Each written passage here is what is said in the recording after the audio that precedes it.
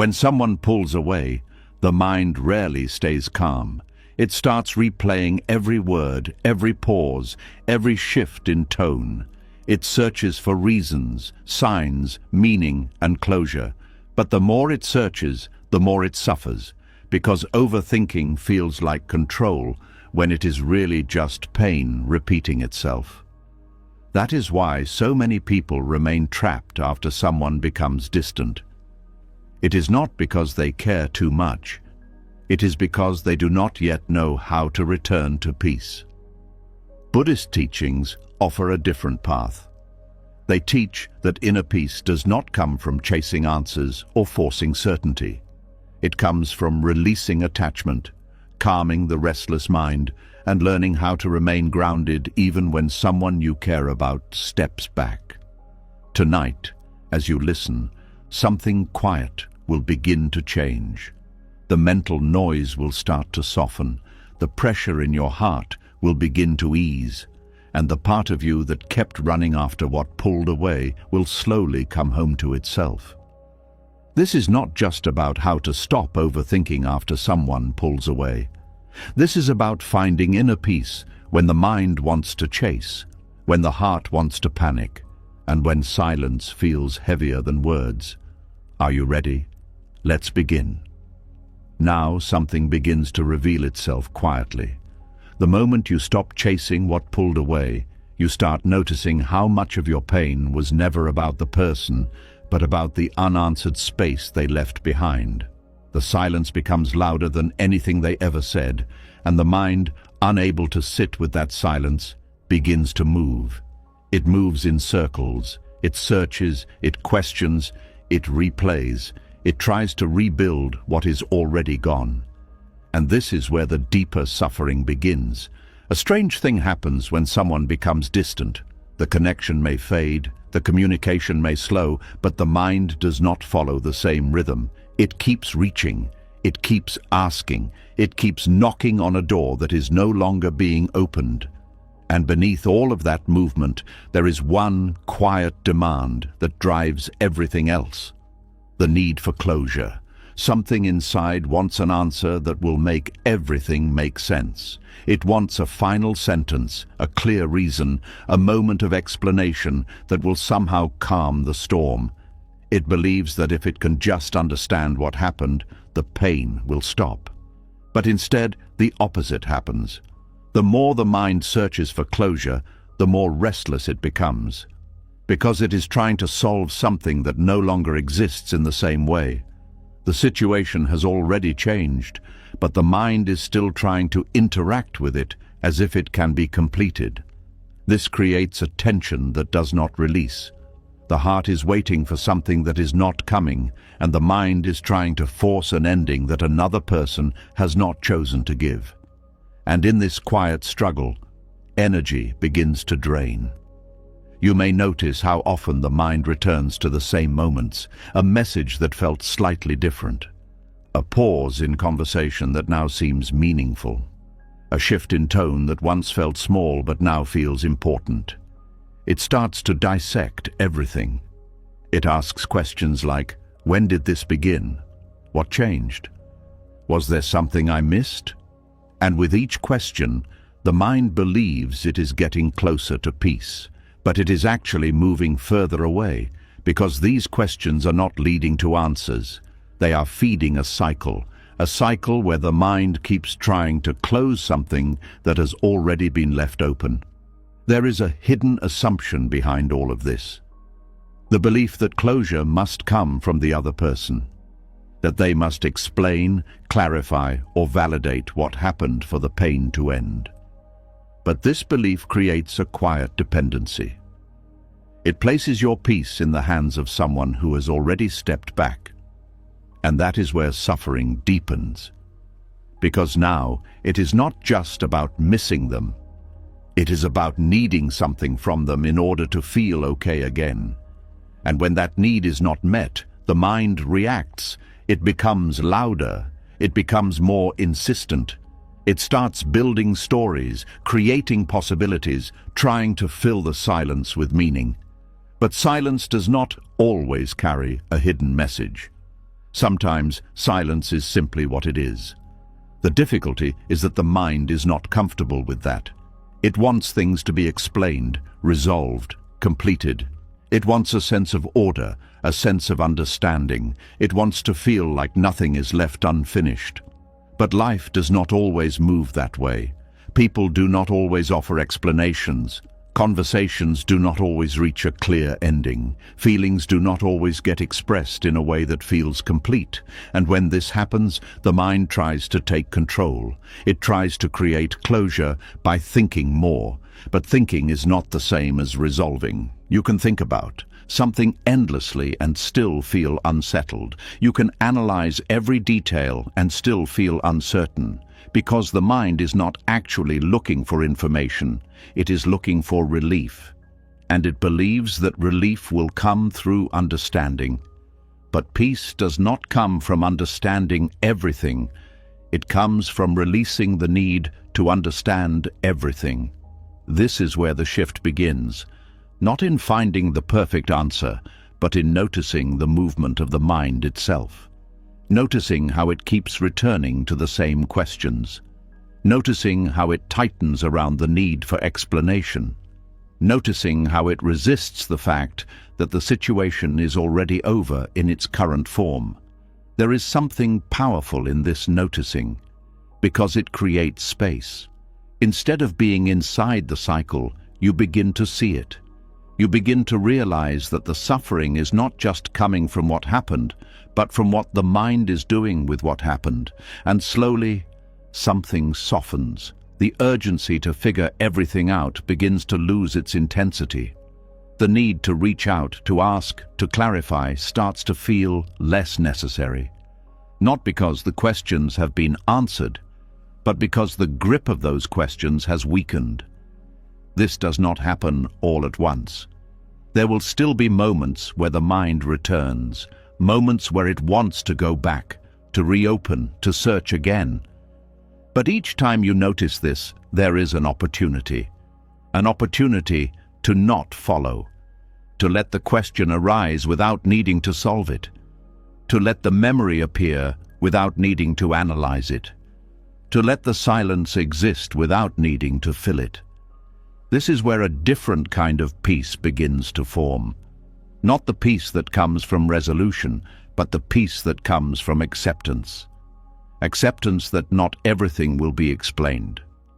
Acceptance that not every connection will end clearly. Acceptance that some things will remain open, and that is okay. This kind of acceptance is not passive. It is not giving up or pretending not to care. It is a quiet strength, a willingness to stop forcing life to fit a certain shape, a willingness to let things be as they are, even when they feel incomplete. And in that willingness, something begins to return. Your attention. Instead of being pulled outward towards someone who has withdrawn, it begins to come back inward, back to your breath, your body, your present experience, back to what is actually here. Because while the mind has been chasing the past, life has continued moving. Moments have been passing, days have been unfolding, and much of it has been missed because attention was fixed on something that is no longer active. But now, with this shift, there is a chance to reconnect, to notice the small things again, the feeling of breathing, the quiet of a room, the simple presence of being here without needing to solve anything. And in this simplicity, there is relief. A relief that does not come from answers, but from rest, from no longer carrying the weight of unfinished conversations, from no longer trying to complete something that cannot be completed in the way the mind wants. This is where dignity quietly returns. Because chasing closure often leads to a loss of self-respect. It creates a dynamic where your peace depends on someone else's response. But when you stop chasing, something changes. You begin to stand on your own ground again. You begin to feel that your emotional state does not have to be negotiated through another person's behavior. That your peace is not something that needs to be granted. It is something that can be allowed. And this allowance is gentle. It does not force the pain to disappear. It does not rush the process. It simply creates space for things to settle naturally. The mind becomes less crowded. The heart becomes less tense. The constant pull toward what is missing begins to loosen, and what remains is a quieter experience, one where thoughts still come, but they do not take over. One where feelings still arise, but they do not control everything. One where the absence of closure is no longer seen as a problem that must be fixed, but as a part of life that can be held without resistance. This is the beginning of inner peace, not because everything has been resolved, but because the need for resolution has softened. And in that softening, something deeper becomes possible, a different relationship with your own mind, one that is not based on control, but on awareness, one that does not demand answers, but allows uncertainty, one that no longer chases what has already moved away.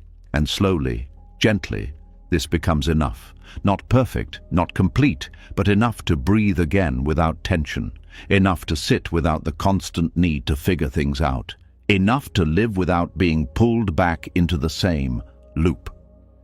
And as this continues, something becomes clear. Closure was never something they had to give. It was something the mind had to release. And as that quiet realization settles in, something else begins to surface. Even after the need for closure softens, the mind does not immediately rest. It finds a new place to hold on to. It turns its attention to what is no longer there. The absence. What used to feel normal now feels heavy. What used to be simple now feels distant. And without noticing it, the mind begins to give more power to what is missing than it ever gave to what was present. This is where the next layer of suffering begins. Something feels louder, even though nothing is being said. Silence starts to echo in ways that feel almost physical. A delayed reply feels like a statement. A shorter message feels like a shift. A lack of presence begins to feel like a message that must be decoded. And before long, absence becomes the center of attention. It starts small. A moment of checking your phone. A brief thought wondering why they have not reached out. A quiet pause that feels slightly longer than usual. But the mind does not leave it there. It begins to expand it. It stretches that small moment into something larger. It builds meaning around it. It turns a simple absence into something personal. This is how absence becomes louder than presence. Not because it is actually louder, but because the mind is giving it more attention, more importance, more interpretation. There is something important to notice here. When someone is present, the mind often relaxes. It does not question every word, every tone, every pause. It simply experiences the moment as it unfolds. But when someone becomes distant, the mind does the opposite. It becomes alert. It starts observing everything. It listens for what is not being said. It watches for what is not being done. It searches for patterns in what is missing. And this heightened attention creates intensity. Now, every small absence feels amplified. A message that comes hours later instead of minutes feels significant. A response that feels slightly different feels meaningful. Even silence itself begins to feel like communication. But silence is not always a message. Sometimes it is just silence. The difficulty is that the mind does not accept that easily. It prefers to fill the space. It creates explanations. It forms conclusions. It imagines possibilities. It tries to make sense of what it cannot directly understand. And in doing so, it creates an emotional storm. A storm that is not coming from what is happening externally, but from how the mind is interpreting what is happening. This is where awareness becomes important. Not awareness of the other person, but awareness of your own inner movement. Noticing how quickly the mind jumps from observation to conclusion. Noticing how it turns a delayed reply into a story. Noticing how it takes silence and fills it with meaning. This noticing is not meant to stop the thoughts, it is meant to reveal them. Because once you begin to see how the mind is operating, something shifts. The thoughts lose a bit of their authority. They are no longer seen as truth, but as activity, and this creates space. Instead of immediately believing every interpretation, there is a pause, a moment where you can see the difference between what is actually happening and what the mind is adding. What is actually happening is simple. There is distance, there is silence, there is a change in interaction, but what the mind adds is complex. It adds meaning, it adds intention, it adds emotional weight. And this addition is what creates suffering. Because now you are not just experiencing absence, you are experiencing a story about absence. A story that often leads to anxiety, confusion, and self-doubt. But here is where a deeper understanding begins. The mind is not trying to hurt you, it is trying to protect you. It believes that by analyzing the situation, it can prevent future pain. It believes that by understanding what is happening, it can regain control. But in reality, this constant analysis creates more instability, because it keeps you focused on something that is not within your control, the other person's behavior, their timing, their level of attention, their emotional state. All of these things are outside of you, and yet the mind keeps returning to them, trying to find certainty in something that is constantly changing. This is where the practice of letting go becomes essential. Not letting go of caring, but letting go of over-monitoring. Not letting go of connection, but letting go of obsession. Not letting go of feeling, but letting go of constant interpretation. Because the more you observe absence without adding meaning to it, the quieter the experience becomes. Silence becomes just silence. Distance becomes just distance. It no longer carries the same emotional weight. This does not mean that the situation suddenly feels pleasant. There may still be discomfort, there may still be a sense of loss, but it is no longer amplified by the mind's constant activity, and this makes a difference, because the intensity of the experience is reduced. The emotional storm begins to calm, and within that calm, something else becomes possible, a return to presence. Instead of being pulled into what is missing, your attention begins to rest in what is here, your breath, your body, the space around you, the simple experience of being alive in this moment. This may seem small, but it is powerful, because it shifts the center of your experience from absence to presence, from what is not happening to what is happening. And in this shift, the mind begins to settle. It no longer needs to chase every thought. It no longer needs to analyze every silence. It begins to trust that not everything requires interpretation, that not everything is a hidden message, that sometimes things are exactly what they appear to be. And this simplicity brings relief, a quiet relief that does not depend on the other person returning, a steady relief that comes from no longer being consumed by what is missing. This is where a deeper kind of freedom begins. The freedom to experience absence without being overwhelmed by it. The freedom to allow distance without turning it into a personal judgment. The freedom to sit with silence without needing to fill it. And this freedom is subtle. It does not announce itself loudly. It appears quietly in moments where the mind does not react as strongly as it used to. In moments where a delayed reply does not create anxiety, in moments where silence does not immediately lead to overthinking. These moments may feel small, but they are significant. They show that something is changing, that the mind is learning to relate differently to absence, that it is no longer treating what is missing as something that must be solved, but as something that can be experienced without resistance. And as this continues, the relationship with absence transforms. It is no longer something to fear. It is no longer something to analyze.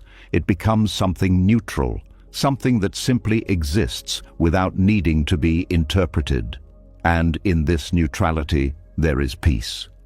A peace that is not dependent on presence. A peace that does not disappear when someone pulls away. A peace that remains steady even when things change. This is the gift of awareness. It does not change what is happening externally, but it changes how you experience it internally. And that change is enough to reduce suffering, enough to bring clarity, enough to allow you to move through the experience without being consumed by it. So as you continue, remember this. Absence is not louder than presence. The mind is simply paying more attention to it. And when that attention softens, the noise begins to fade.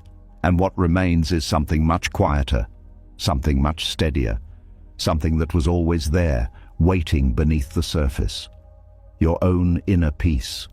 And as that quiet space begins to settle, another truth slowly comes into view. Even when the mind stops chasing silence and stops giving power to absence, there is still something deeper holding the pain in place. It is not just the distance. It is the expectation that things were supposed to stay the same. Something inside resists change. It holds on to how the connection once felt, how the energy once flowed, how the presence once came naturally, and without noticing it, the heart begins comparing what is happening now to what used to be. That comparison is where the next layer of suffering begins. Something feels off, not because everything has disappeared, but because it is no longer consistent. The warmth that once felt steady now feels uncertain. The attention that once came easily now feels delayed. The connection that once felt predictable now feels unstable. And the heart does not like this. It wants continuity. It wants the same level of care, the same tone, the same rhythm, the same emotional availability. It wants the connection to remain fixed, unchanged, dependable in the exact way it once was. But human connection does not work like that. Emotions shift, attention moves, people change, sometimes slowly, sometimes suddenly. And yet, the heart continues to expect stability, as if feelings should remain constant once they are established. This expectation creates tension, because reality is moving, but the heart is holding still. And in that gap, discomfort grows. You may notice how the mind keeps returning to the past, not to analyze what went wrong this time, but to remember how things used to feel. It recalls moments of closeness, moments of ease, moments where everything felt aligned. It uses those memories as a reference point. And then it looks at the present and feels the difference. That difference becomes painful, not because the present is necessarily bad, but because it does not match what once existed.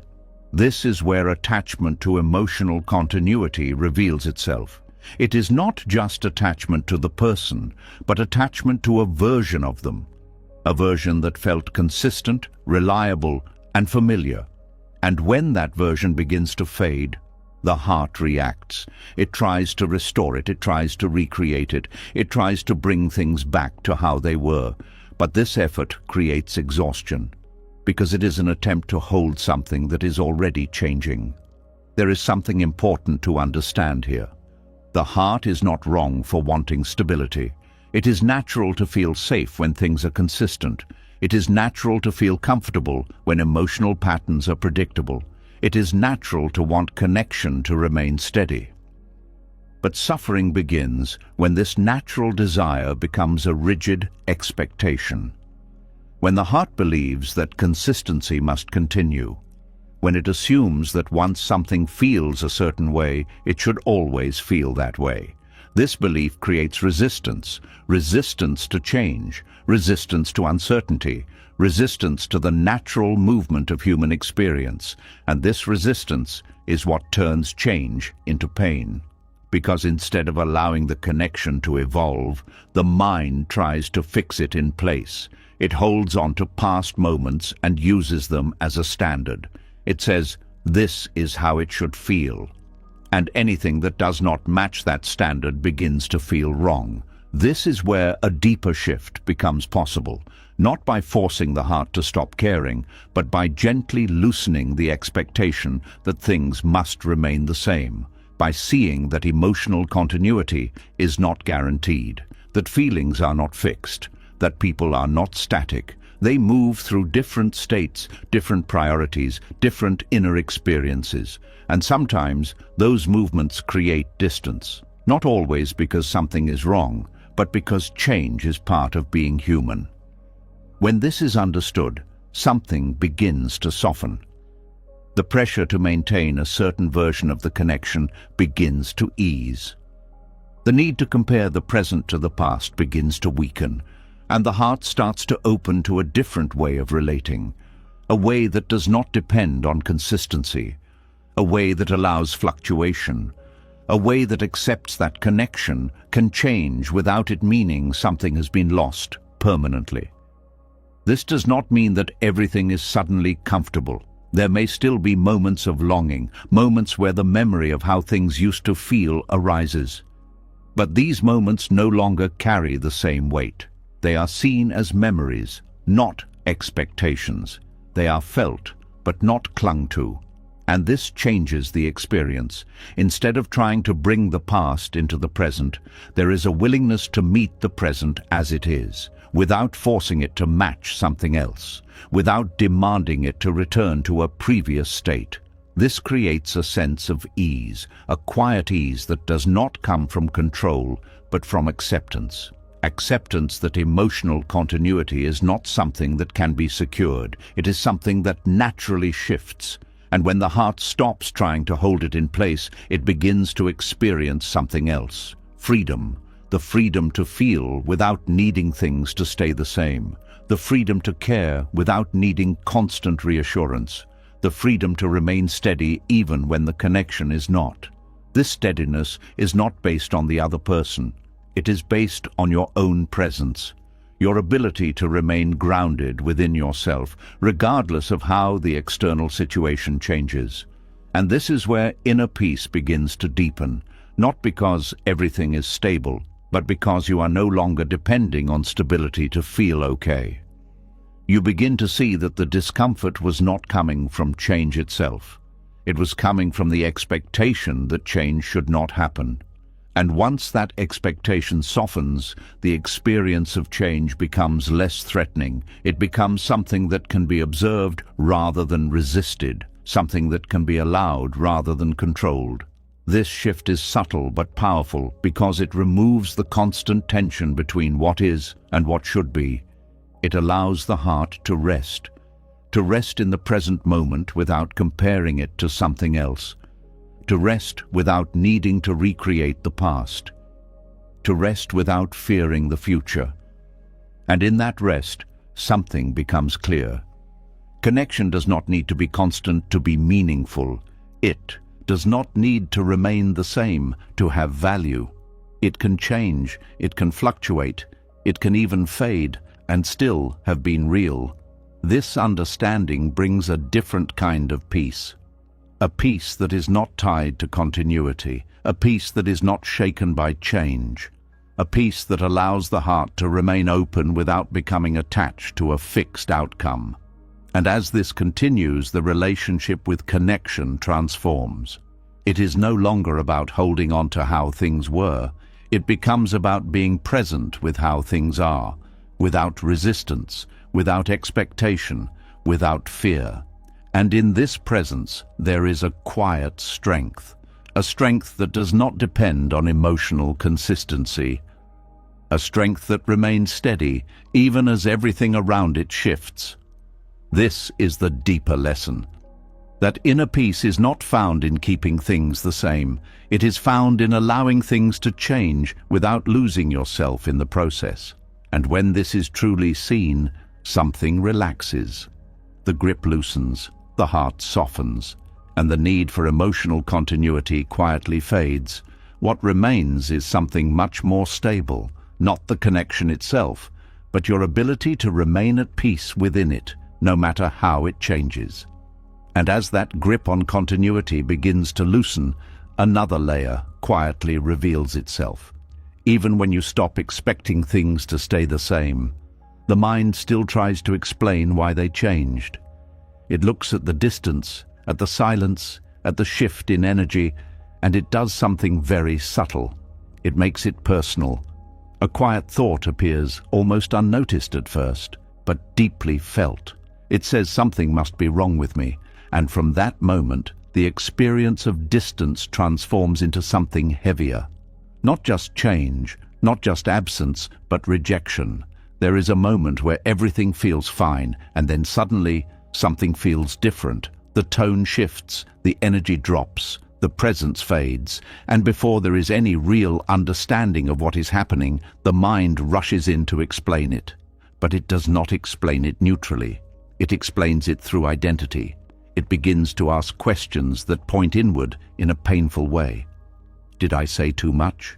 Was I not enough? Did I do something wrong? Am I being replaced? And without realizing it, the mind turns another person's movement into a judgment about your worth. This is how the illusion forms.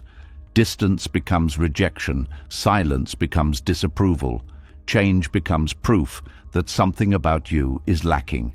But this is not what is actually happening. It only feels that way because the mind is interpreting events through a very old pattern. A pattern that links external behavior to internal value. This pattern is deeply conditioned. From early experiences, many people learn to associate attention with worth. When someone is present, it feels like validation. When someone withdraws, it feels like something has been taken away. And because of this, the mind reacts quickly. It does not pause to consider all possibilities.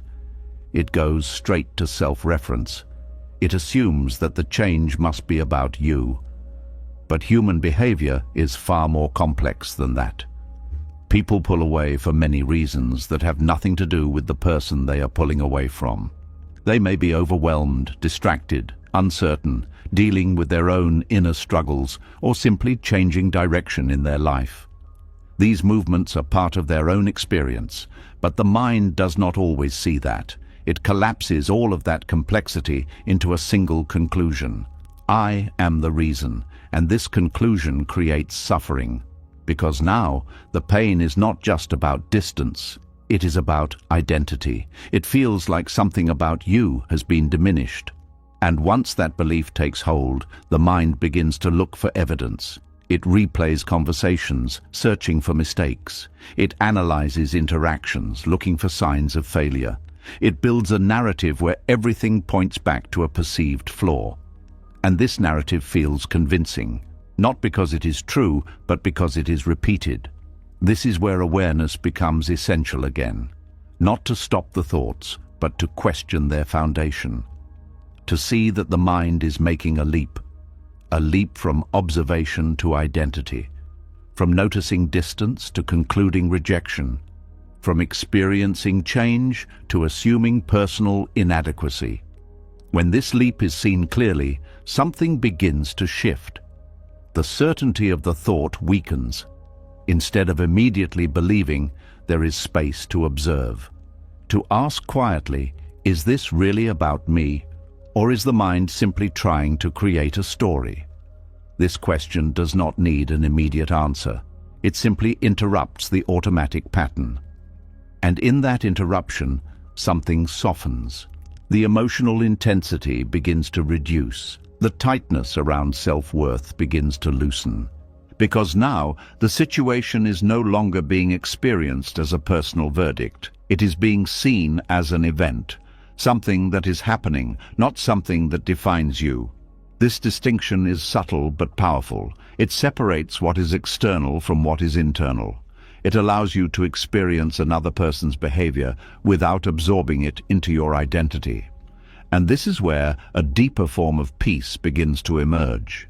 Not a peace that depends on how others behave, but a peace that remains steady regardless of external changes. Because your worth is no longer being measured by someone else's presence. It is no longer rising when they come closer and falling when they step away. It remains stable. Not because nothing is happening, but because you are no longer tying your value to what is happening. This stability changes everything. It allows you to experience distance without collapsing into self-doubt. It allows you to feel the shift without turning it into a judgment. It allows you to remain grounded even when the situation is unclear. This does not mean that the experience becomes pleasant. There may still be discomfort, there may still be questions, but the core of your identity is no longer shaken. And this makes the experience much lighter, because the weight of self-judgment is no longer present. There is something else that begins to change as well. The way you see the other person. Instead of seeing them as someone who has rejected you, you begin to see them as someone moving through their own experience, someone whose actions are influenced by their own thoughts, emotions, and circumstances, someone whose behavior is not a direct reflection of your value, but a reflection of their current state. This shift creates compassion, not in a forced way, but in a natural way. Because when you stop taking everything personally, you begin to see things more clearly. You see that people act from where they are, not from who you are. And this understanding reduces the need to interpret everything as a personal statement. It allows you to step back, to observe, to remain present without being pulled into a story. And in that presence, something stabilizes. Your sense of self. It becomes less reactive, less dependent, less fragile, because it is no longer built on external validation. It is rooted internally, in your own awareness, in your own presence, in your own understanding of who you are, independent of how others behave. This is not something that happens instantly. It develops gradually, through moments of noticing, moments of pausing before believing, moments of choosing not to turn distance into rejection. Each of these moments strengthens a different way of relating, a way that is not based on assumption, but on awareness, a way that does not rush to conclusions, but allows space, a way that does not collapse into self-doubt, but remains steady. And as this continues, the illusion begins to dissolve. Distance is no longer automatically interpreted as rejection. It is seen as distance, nothing more, nothing less. This simplicity brings relief, because it removes the extra layer of suffering, the layer that was created by interpretation, the layer that was built on assumption, the layer that turned an external event into an internal wound. Without that layer, the experience becomes clearer, more direct, less heavy, and within that clarity there is space. Space to breathe, space to feel without over-identifying, space to remain connected to yourself, even when someone else disconnects. This is the deeper teaching, that your identity is not something that can be confirmed or denied by another person's behavior. It exists independently. It remains intact, regardless of who stays and who leaves. And when this is truly understood, something settles. The need to prove your worth fades. The fear of being rejected softens. The urge to interpret every change as a personal failure disappears. What remains is something much quieter, a steady sense of self that does not need constant validation, a calm presence that does not react to every shift, a quiet confidence that remains, even in uncertainty. And from this place, relationships are experienced differently, not as a source of identity, but as a part of life that can change without defining you. This is where freedom begins to deepen, not because others stop pulling away, but because their movement no longer determines your sense of self. And in that freedom, there is peace. A peace that does not depend on being chosen. A peace that does not collapse when someone leaves. A peace that remains quietly, steadily within you. And as that quiet stability begins to take root, something else slowly becomes visible. Even when you stop taking the distance personally, even when you stop turning it into rejection, the mind still has one more place it likes to return to: the past. Not the whole past, but very specific moments. A sentence that felt slightly different. A pause that now feels important. A message that seems like it carried more meaning than you noticed at the time. And without realizing it, the mind begins to rehearse. It starts going back again and again, not to relive the moment, but to correct it, to understand it, to find something hidden inside it that will finally bring peace. And this is where a different kind of exhaustion begins. There is a quiet habit that forms when someone pulls away. The mind does not stay in the present. It drifts backward. It replays conversations, not once, but repeatedly, as if each repetition might reveal something new. A message is read again, but now with a different tone. A memory is recalled, but now with a different interpretation. A moment that once felt simple is now filled with meaning, and the mind believes it is getting closer to clarity. But what it is actually doing is reinforcing a loop, because the past does not change. No matter how many times you revisit it, it remains exactly as it was. The words do not shift, the tone does not update, the moment does not offer new information, only the interpretation changes. And each time the interpretation changes, the mind feels like it is discovering something important. But this discovery does not lead to peace. It leads to more thinking, because now there is a new angle, a new possibility, a new question, and the cycle continues. This is how the mind becomes trapped in rehearsal. It is not trying to suffer, it is trying to solve. It believes that if it can just understand the past perfectly, the present will finally feel settled. But this belief creates tension, because it places peace in a place that cannot be accessed. The past is not available for resolution. It is only available for memory. And memory, when constantly revisited with the intention of solving, becomes heavy. You may notice how certain moments feel almost vivid. A conversation that replays clearly in your mind. A tone that feels sharper now than it did before. A silence that seems louder in memory than it ever was in reality. This vividness is not because the moment has changed. It is because attention has intensified. The more the mind returns to something, the more detailed it becomes. The more important it feels, the more real it seems. And this creates a strange experience.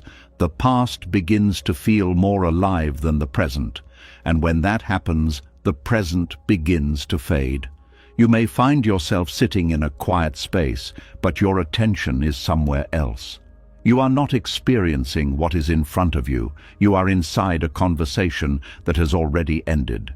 And this creates disconnection, not from the other person, but from your own life. Because while the mind is busy revisiting what has already happened, the present moment is passing unnoticed. This is where stillness begins to lose its presence. Not because it is not there, but because attention is elsewhere. And this is why letting go of mental rehearsal is not about forgetting. It is about returning. Returning to what is happening now. Returning to your breath, your body, your immediate experience. But the mind resists this. It says, I cannot let this go yet. There is something I still need to understand. And this resistance keeps the loop active. Because the mind believes that letting go means missing something important. But what if there is nothing left to find? What if the need to keep searching is what is creating the unrest? This is where a deeper shift begins, not by forcing the mind to stop thinking, but by seeing clearly what the thinking is doing. Seeing how each replay does not bring resolution, but prolongs the tension. Seeing how each analysis does not bring clarity, but creates more questions. Seeing how the effort to solve the past is what is preventing peace in the present. This seeing is quiet. It does not require force. It simply requires attention. Attention that observes the movement of the mind without immediately following it. When a memory arises, it is noticed. When a conversation begins to replay, it is seen. But instead of entering it, there is a pause, a gentle recognition that this has already happened, that this does not need to be solved again. And in that recognition, something softens. The intensity of the replay reduces, the urge to continue weakens, and slowly, the mind begins to release its grip. This does not mean that thoughts disappear completely. They may still arise, but they no longer take over in the same way. They pass through more lightly. They are seen as memories, not problems, and this changes the experience, because now the past is no longer something that demands attention. It becomes something that can exist without controlling the present. This creates space, a space that was previously filled with repetition, a space where stillness can begin to appear again. Stillness is not something that needs to be created. It is something that becomes visible when the mind is no longer constantly moving. When the rehearsals stop, even briefly, there is a gap. And in that gap, there is quiet. A quiet that feels unfamiliar at first, because the mind is used to activity. But this quiet is not empty. It is steady. It is calm. It is free from the tension of needing to solve something. And as this quiet becomes more familiar, something changes in how you relate to your thoughts. You begin to trust that not every thought needs to be followed, that not every memory needs to be analyzed, that not every moment needs to be understood. This trust reduces the urgency. The mind becomes less reactive, less driven to return to the past, and more able to remain present. This presence is not forced, it is natural. It arises when there is nothing pulling attention away. And in this presence, something important happens. You begin to feel again, not the past, but what is here. The sensation of breathing, the feeling of your body sitting or lying down, the quiet environment around you. These simple experiences may seem small, but they are grounding.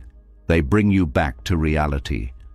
Not the constructed reality of thoughts, but the direct experience of life as it is happening now.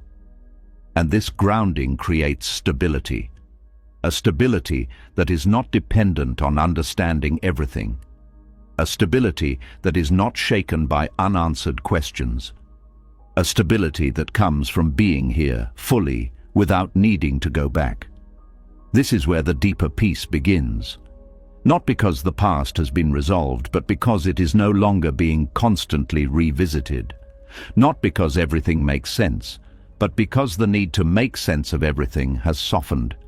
And in that softening, the mind begins to rest. It no longer feels the need to work constantly. It no longer feels the need to search endlessly.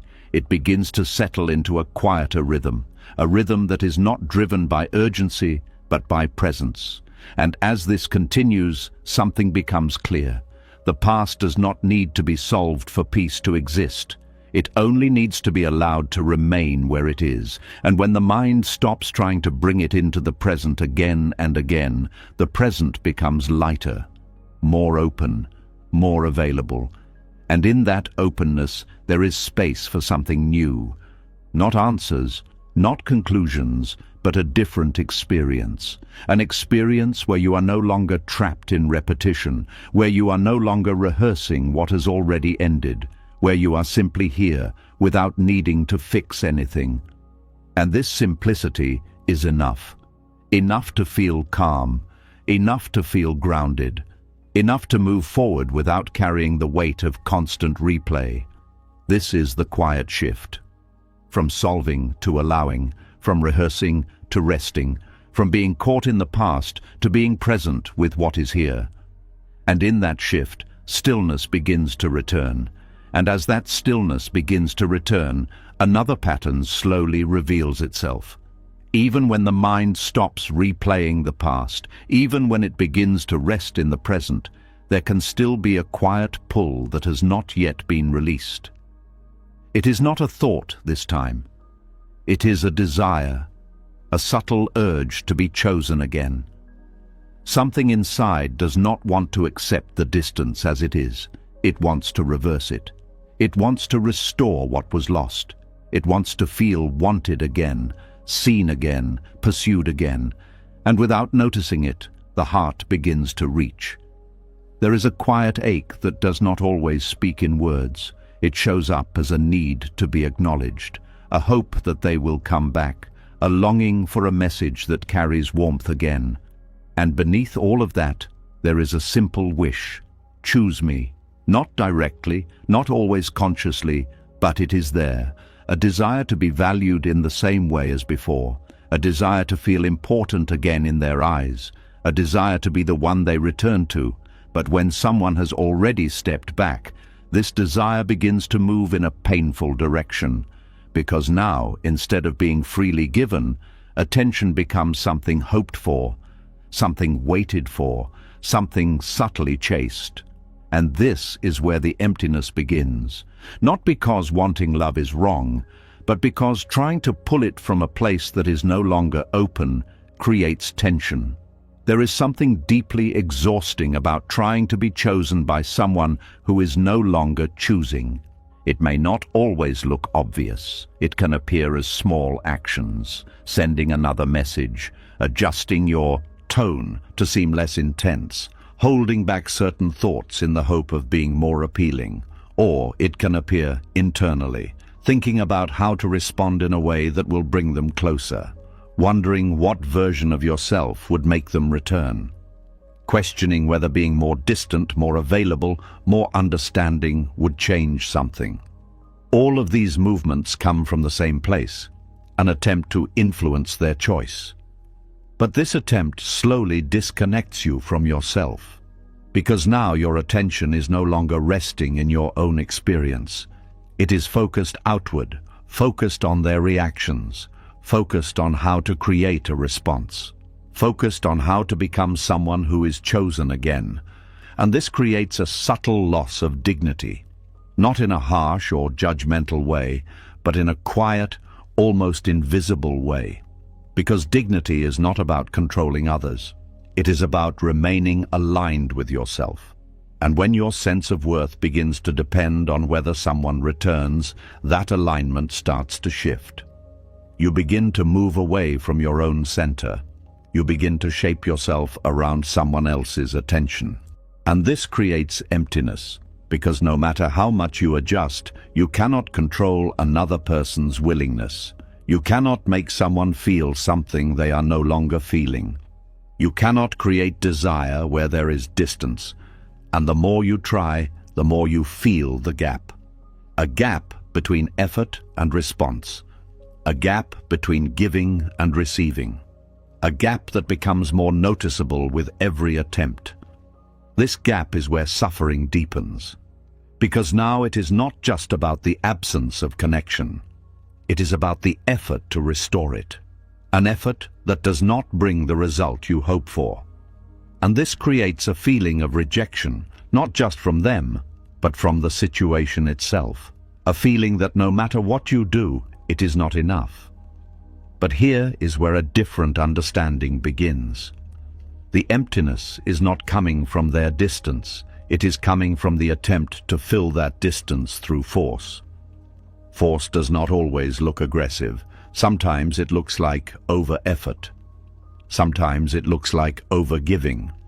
Sometimes it looks like trying to be everything at once, hoping something will bring them back. But love does not respond to force. It responds to openness.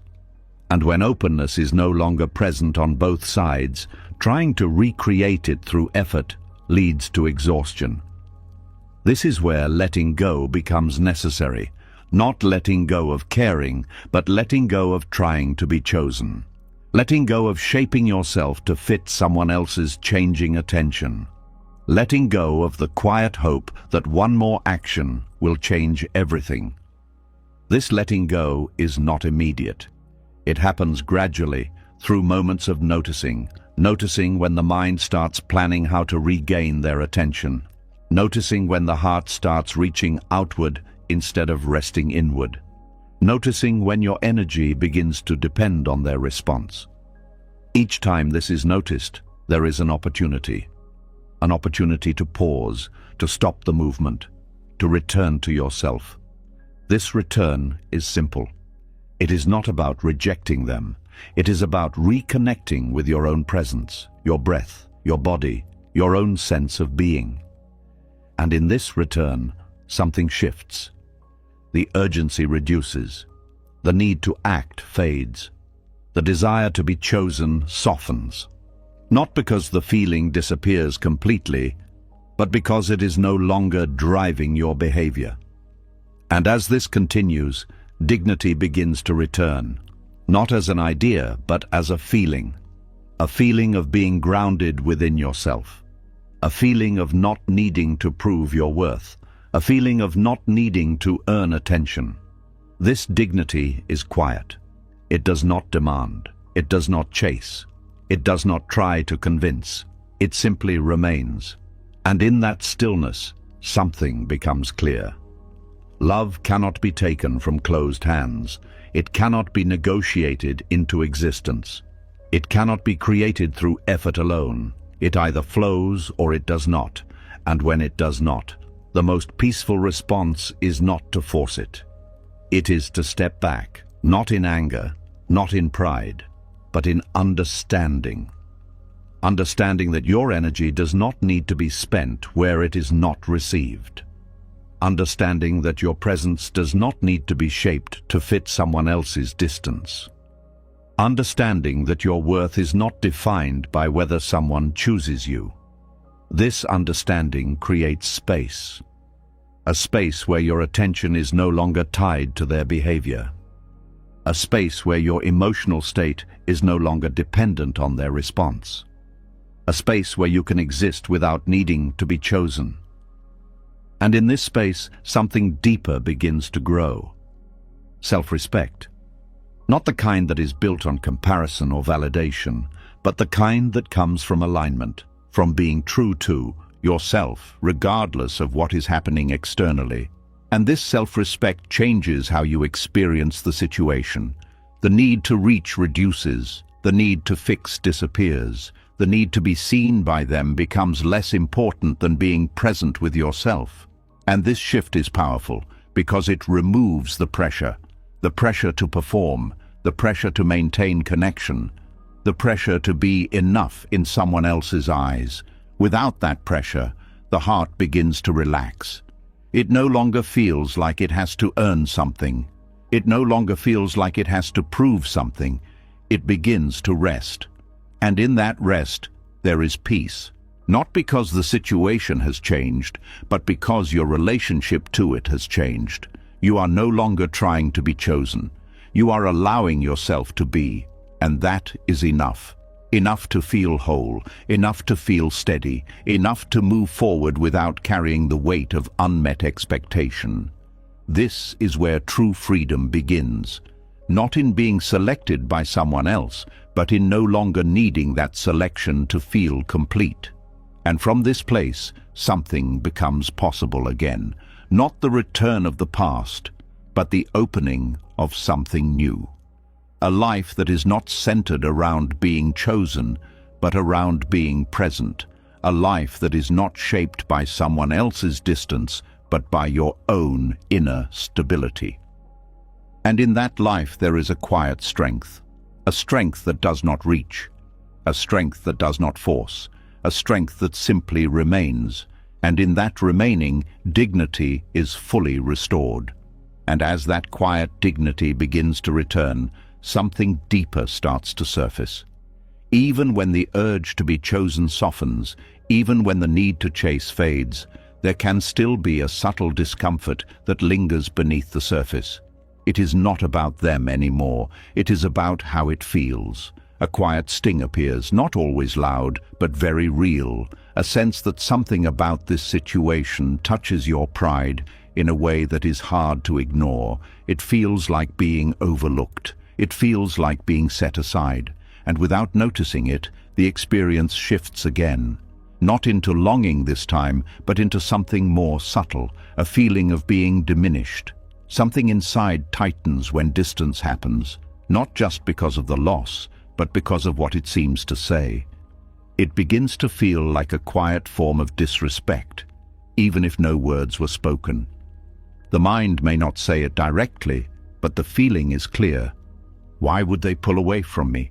And behind that question, there is something deeper.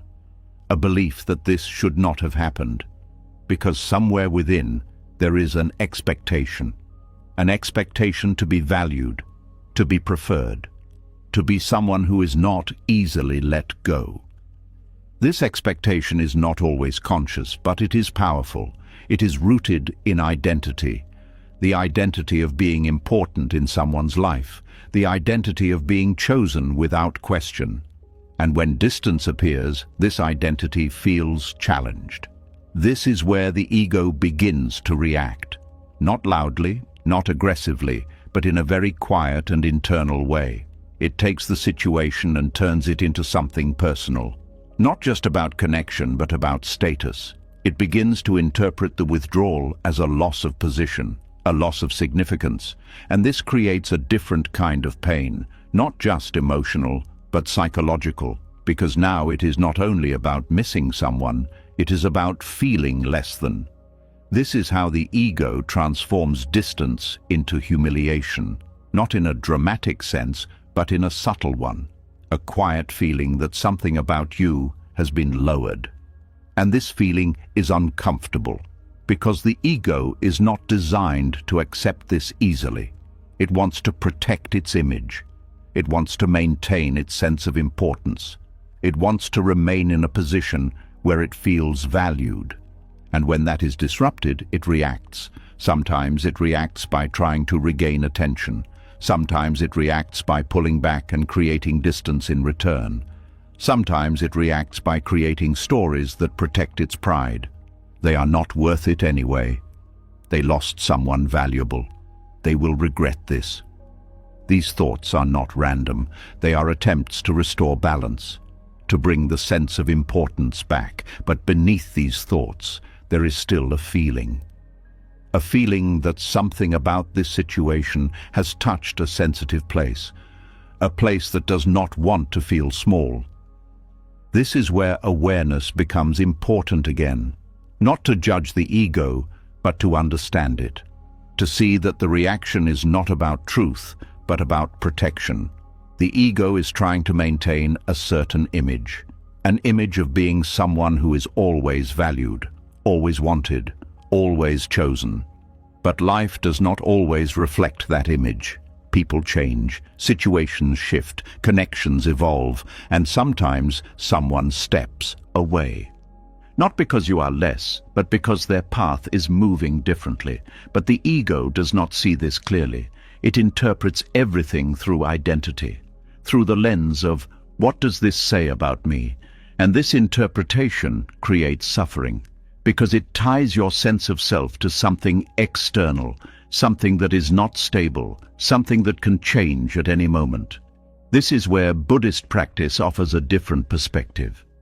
It invites you to look at the ego not as something to fight, but as something to observe, to notice how it reacts, to notice how it interprets, to notice how it creates a sense of self based on conditions that are always changing. And in this noticing, something begins to soften. The reaction loses its intensity. The need to protect the image reduces. The sense of humiliation begins to dissolve, because you start to see that the feeling is not coming from what happened. It is coming from how it is being interpreted, from the belief that your value has been affected. But value is not something that is given or taken away by another person's behavior. It is not something that increases when someone stays or decreases when someone leaves. It is not something that needs to be confirmed externally. It exists independently, and when this is understood, something changes. The ego begins to relax, not because it disappears, but because it is no longer driving the experience. The need to feel preferred becomes less urgent. The need to be important in someone else's eyes becomes less dominant. The need to maintain a certain image begins to fade.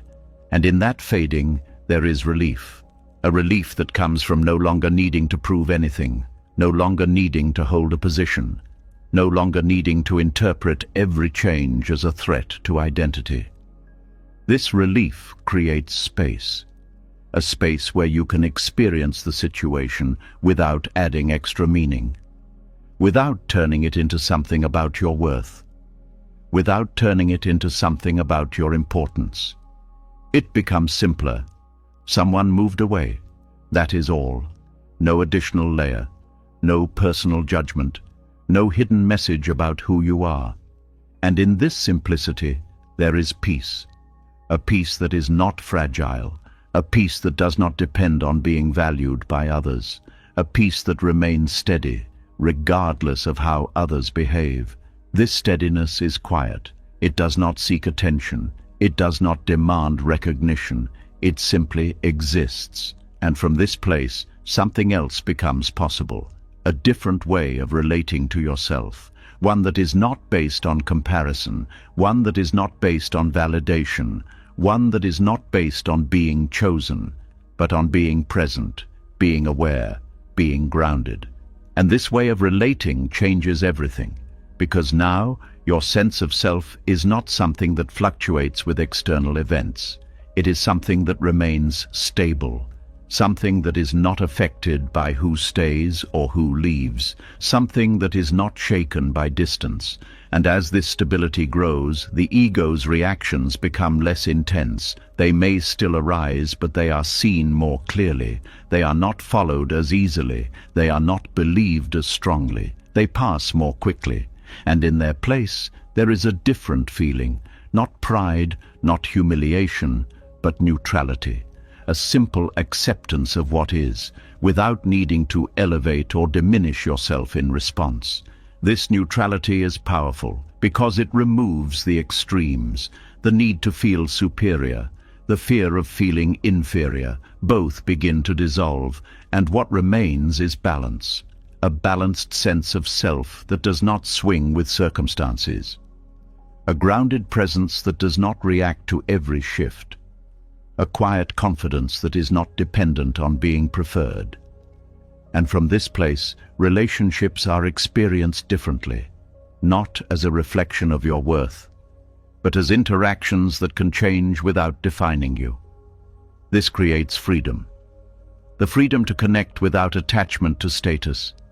The freedom to care without needing to be important. The freedom to remain steady, even when things shift. And in this freedom, there is peace. A peace that does not need to be protected. A peace that does not need to be defended. A peace that simply remains quietly within you. And as this continues, something becomes clear. The ego was never the problem. It was simply trying to protect something that did not need protection. And once that is seen, the need to take distance personally begins to fade. What remains is something much lighter, a sense of self that is not tied to being chosen, a presence that is not affected by withdrawal, a quiet understanding that who you are is not defined by how others move. And in that understanding, there is a deep and lasting calm, a calm that does not react, a calm that does not chase, a calm that simply allows. And in that allowing, peace becomes natural again. And as that calm begins to settle more deeply, another pattern quietly comes into view. Even when the ego softens, even when the need to feel important begins to fade, there is still a subtle tension that can remain inside the heart. It is not loud, it is not obvious, but it is urgent. A quiet pressure builds, almost like something inside cannot wait. It wants clarity, it wants certainty. It wants to know what is happening, and it wants to know now. And beneath that urgency, there is something that is rarely seen, a form of inner force. There is a certain kind of discomfort that feels sharper than the rest. It is not just confusion, and it is not just longing. It is the feeling that not knowing is unbearable. Something inside begins to push. It wants answers quickly. It wants explanations without delay. It wants the situation to make sense immediately, without space, without uncertainty, without time. And when that does not happen, tension rises. The body tightens, the mind speeds up, the emotions become heavier. This is where urgency begins to take control. It may not appear aggressive, but it carries a kind of force. A force that says, this needs to be resolved right now. A force that does not allow space for things to unfold naturally. a force that treats uncertainty as something dangerous. This is what can be called hidden violence, not violence directed outward, but directed inward, a pressure placed on your own mind and heart, a demand that things must be clear, a demand that emotions must settle immediately, a demand that confusion must disappear. And when these demands are not met, the inner experience becomes strained. Because the heart is not being allowed to process naturally, it is being pushed to understand faster, pushed to feel differently, pushed to reach a conclusion before it is ready. This pushing creates agitation. The mind becomes restless. It jumps from one thought to another, searching for something that will bring relief. But relief does not come from speed, it comes from space. And when space is not allowed, the search becomes exhausting. You may notice how the mind tries to fill every gap. If there is silence, it creates meaning. If there is delay, it creates interpretation. If there is uncertainty, it creates conclusions. All of this happens quickly, almost instantly, because the mind is trying to escape the discomfort of not knowing. But in doing so, it creates more discomfort, because the conclusions it forms are not always accurate. They are shaped by fear, by past experiences, by the need for certainty. And this leads to more confusion, more questioning, more urgency. This is the cycle. A cycle driven not by what is happening externally, but by the internal demand for immediate resolution. And this demand is what needs to be understood, not judged, not suppressed, but seen clearly. Seen as a reaction to discomfort. Seen as an attempt to regain control. Seen as a habit that has been learned over time. Because many people are not comfortable with uncertainty. They have been taught to solve problems quickly, to find answers, to make sense of things. And while this can be useful in many areas of life, it becomes harmful when applied to emotional experience. Because emotions do not follow logic, they do not resolve instantly. They do not provide clear answers on demand. They move slowly, they shift, they require space, and when that space is not given, they become intensified. This is why urgency creates suffering, not because wanting clarity is wrong, but because demanding it immediately disrupts the natural process of understanding. This is where a different approach begins, not by forcing the mind to stop wanting answers, but by softening the demand for immediacy, by allowing questions to exist without needing instant answers, by allowing uncertainty to be present without treating it as a threat. This is not easy at first, because the mind is used to movement, used to searching, used to resolving. So when it is asked to pause, it resists. It tries to continue the search. It tries to find something to hold on to. But if you stay with the pause, something begins to change. The intensity of the urgency starts to decrease. The pressure begins to soften. The need to know right now becomes less dominant. And in that softening, something else appears. Patience. Not forced patience, but natural patience. A patience that allows things to unfold. A patience that does not rush the process. A patience that trusts that clarity will come in its own time. This patience creates space. A space where the mind does not feel pressured. A space where the heart does not feel pushed. A space where uncertainty can exist without causing distress. And in this space, understanding begins to develop differently, not through force, but through observation, not through urgency, but through presence. You begin to notice things more clearly, not because you are searching harder, but because you are no longer clouded by pressure. The situation becomes easier to see, not in a dramatic way, but in a subtle one. Details that were missed before become visible. Patterns that were unclear begin to make sense. But this clarity does not come from trying to control the process, it comes from allowing it. This is the paradox. The more you demand answers, the more confused you become. The more you allow space, the clearer things become. And this shift changes your relationship with uncertainty. It is no longer something to escape. It becomes something that can be experienced, something that can be held without resistance, something that does not need to be solved immediately. And in this new relationship, there is peace. A peace that does not depend on having all the answers. A peace that remains even when things are unclear.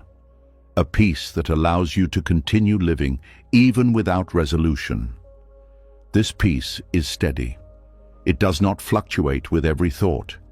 It does not disappear when a question arises. It remains quietly beneath the surface.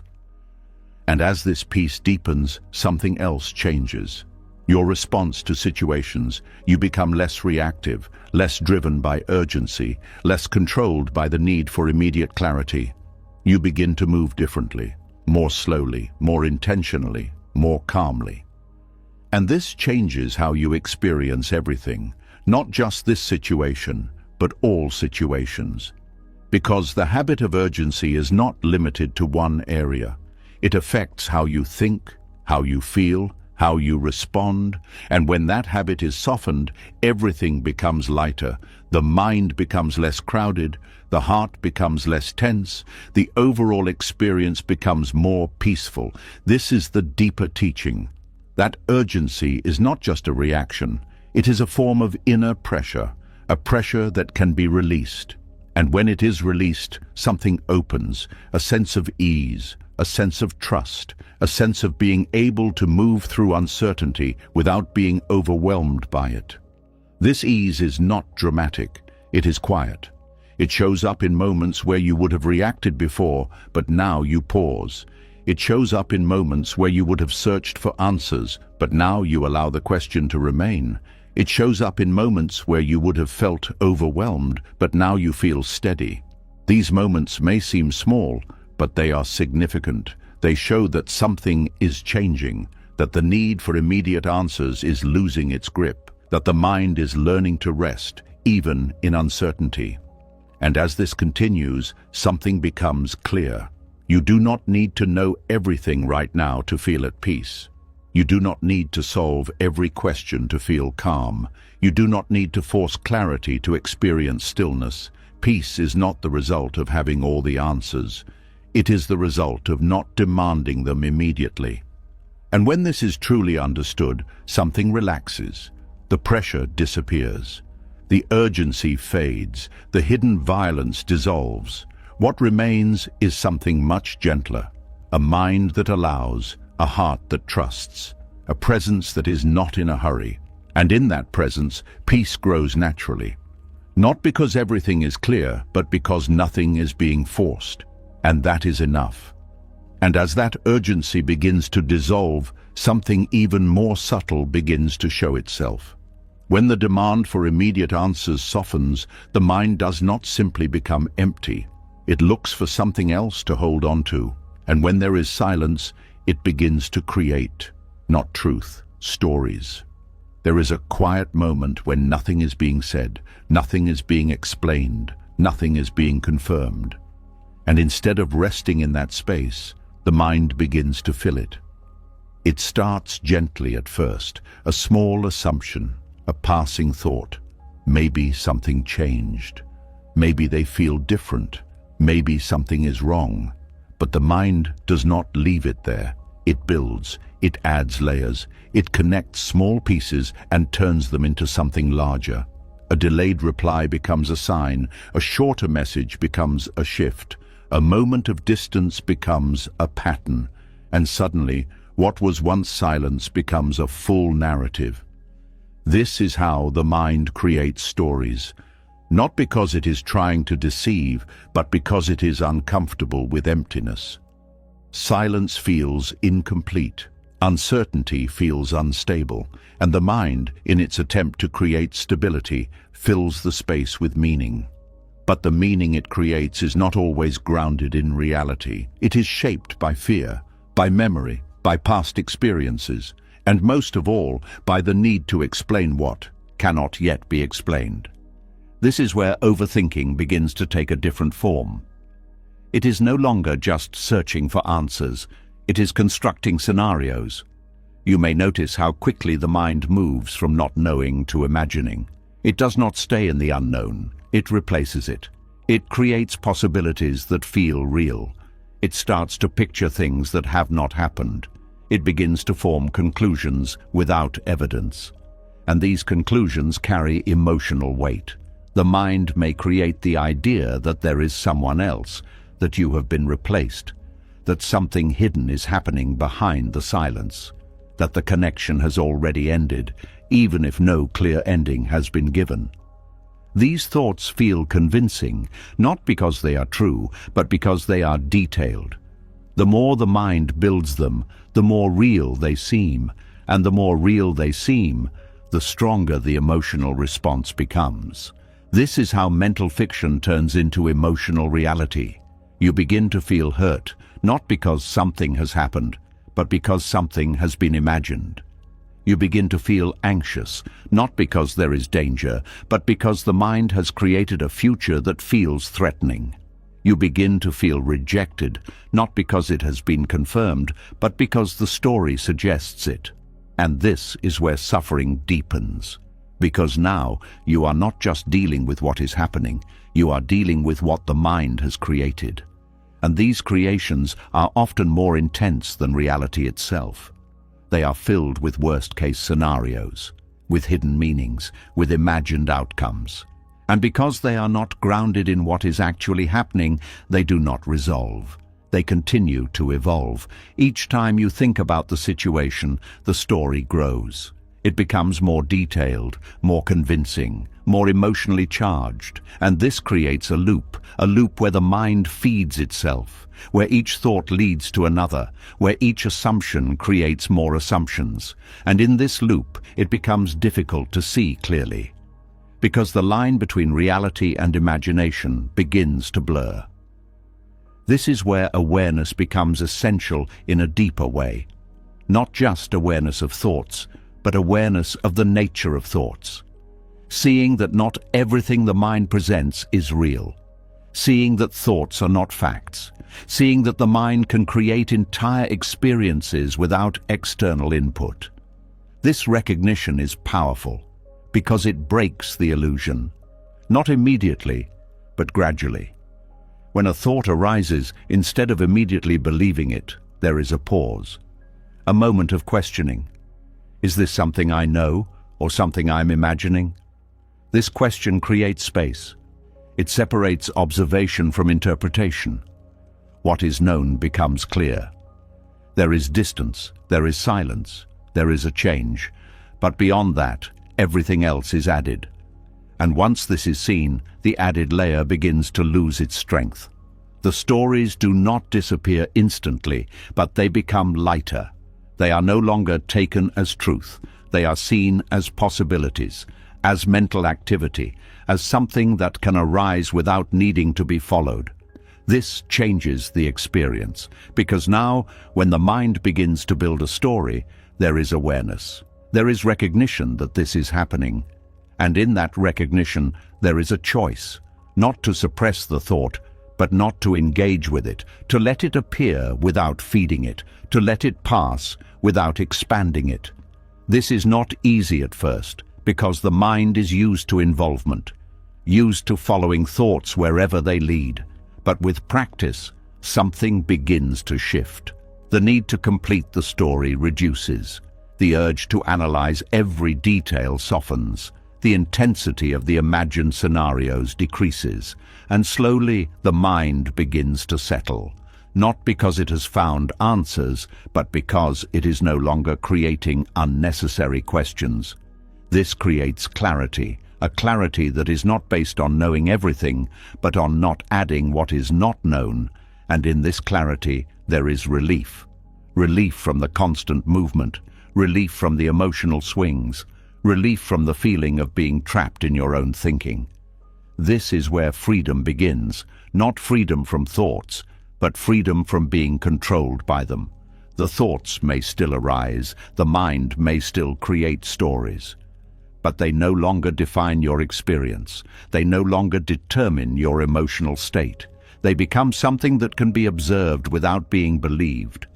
And this observation creates distance, a healthy distance, a space between you and the thought, a space where you can remain present even when the mind is active. And in that space, there is peace, a peace that is not dependent on what the mind is doing, a peace that exists beneath the movement, a peace that remains even when thoughts arise. This peace is quiet. It does not need to be created. It is revealed when the noise settles, and as this continues, something becomes clear. Silence does not need to be filled. It can be experienced as it is, without interpretation, without story, without added meaning. And in that simplicity, there is stability. A stability that does not fluctuate with imagined scenarios. A stability that remains steady, even when the situation is unclear. This stability changes how you move through the experience. You are no longer reacting to every thought. You are no longer carried away by every possibility. You are grounded, present, aware. And from this place, the situation feels different, not necessarily resolved, but less overwhelming, less intense, less consuming, because you are no longer trapped in mental fiction. You are here with what is actually happening. And that is enough. Enough to breathe, enough to feel steady, enough to move forward without being pulled back into imagined realities. This is the deeper lesson, that the mind can create endless stories, but you do not have to live inside them. You can observe them, you can allow them, you can let them pass, and in doing so, you reclaim your space, your attention, your peace. And as this becomes more natural, something settles. The need to fill silence fades. The need to explain everything softens. The need to create meaning where there is none disappears. What remains is something much simpler, a direct experience of life as it is, without added layers, without unnecessary complexity, without the weight of imagined outcomes. And in that simplicity, there is freedom. A freedom that is not dependent on certainty, a freedom that is not limited by thought, a freedom that exists in the quiet space between what is real and what is imagined. And in that space, peace becomes steady. Not because everything is known, but because nothing extra is being created. And that is enough. And as that grip of mental stories begins to loosen, something else quietly becomes visible. Even when you stop believing every thought, even when silence is no longer filled with imagined endings, there is still a subtle habit that continues to drain your energy. It is not about thinking this time, it is about watching. A quiet tension begins to surface when attention stays fixed on another person's energy. Not in obvious ways, but in small, almost automatic checks. A glance at their response time, a feeling about their tone, a quick internal scan asking, do they feel the same? And without realizing it, the mind becomes occupied, constantly tracking, constantly interpreting, constantly adjusting. Something inside starts to stay on alert. Not loudly, not dramatically, but in a steady, quiet way that never fully rests.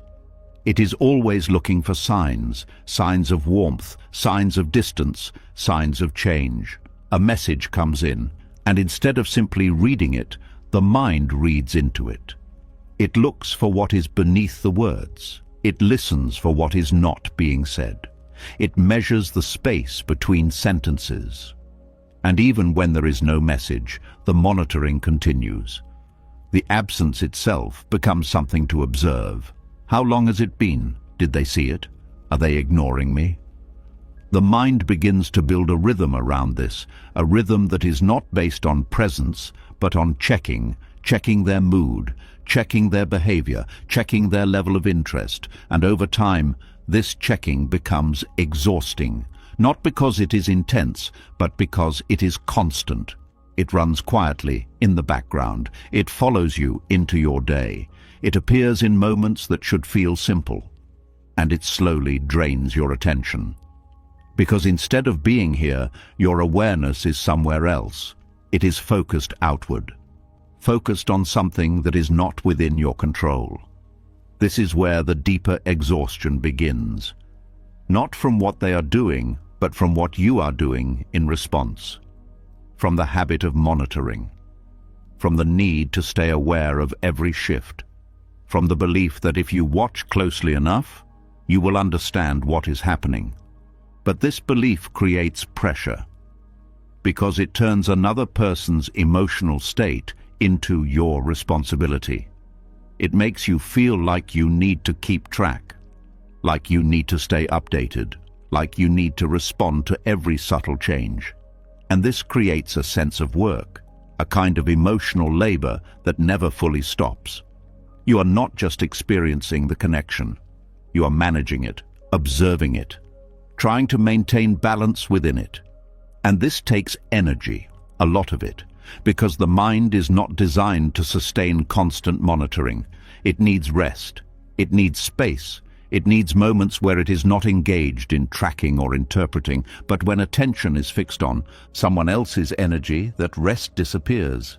Even when nothing is happening, the mind is still active, still checking, still waiting, still trying to read between the lines. And this creates tension, a tension that sits quietly in the body, a tension that does not always feel sharp, but is always present. This is where awareness begins to shift again, not toward the other person, but toward your own experience, noticing the act of monitoring itself, noticing how often the mind returns to them, noticing how quickly attention moves outward. This noticing is important because it reveals something that was previously automatic. It shows that the exhaustion is not just coming from the situation, it is coming from the way attention is being used. And once this is seen, something begins to change. There is an opportunity to pause, to interrupt the pattern, not by forcing yourself to stop caring, but by gently bringing attention back to what is here, back to your own experience, your breath, your body, the environment around you. This return is simple, but it is powerful, because it shifts the center of your awareness, from them to you, from monitoring to presence. And in this shift, something softens. The need to check reduces. The urge to analyze weakens. The constant scanning begins to slow down. This does not happen instantly. There may still be moments where the mind reaches outward, moments where it wants to check again. But each time you notice this, there is a choice to follow the habit or to return. And each return creates a little more space, a little more ease, a little more rest. This rest is important because it allows the mind to recover, to step out of the constant activity, to experience stillness again. And in that stillness, something becomes clear. You do not need to monitor someone else's energy to feel safe. You do not need to track their behavior to feel grounded. You do not need to stay alert to every change to maintain peace. Peace does not come from knowing what they are doing. It comes from being present with what you are experiencing. And when this is understood, something relaxes. The pressure to stay aware of everything disappears. The need to manage the connection fades. The sense of responsibility for their emotional state dissolves. And what remains is something much lighter, a natural way of being, where you can engage without overanalyzing, where you can connect without monitoring, where you can exist without constantly checking. This lightness creates freedom. The freedom to focus on your own life, your own thoughts, your own experiences, without being pulled back into someone else's behavior. And this freedom changes how you feel. The tension in your body begins to release. The mental noise reduces. The constant background activity fades. And in its place, there is calm. A calm that is not forced. A calm that arises naturally when the mind is no longer occupied. This calm is steady. It does not depend on what they are doing. It does not fluctuate with their responses. It remains quietly within you. And as this calm deepens, something else becomes possible. A different kind of connection. Not one based on monitoring, but one based on presence, where you can interact without overthinking, where you can communicate without analyzing every detail. where you can experience the moment as it is, without adding layers. This kind of connection is more natural, more relaxed, more real, because it is not controlled, it is allowed. And in this allowance, there is ease, an ease that was not possible before, when the mind was busy tracking and interpreting. This is the deeper lesson, that constantly monitoring another person's energy does not bring clarity, it brings exhaustion. And when that monitoring stops, even slightly, something begins to heal. The mind recovers, the body relaxes, the heart settles, and life becomes simpler.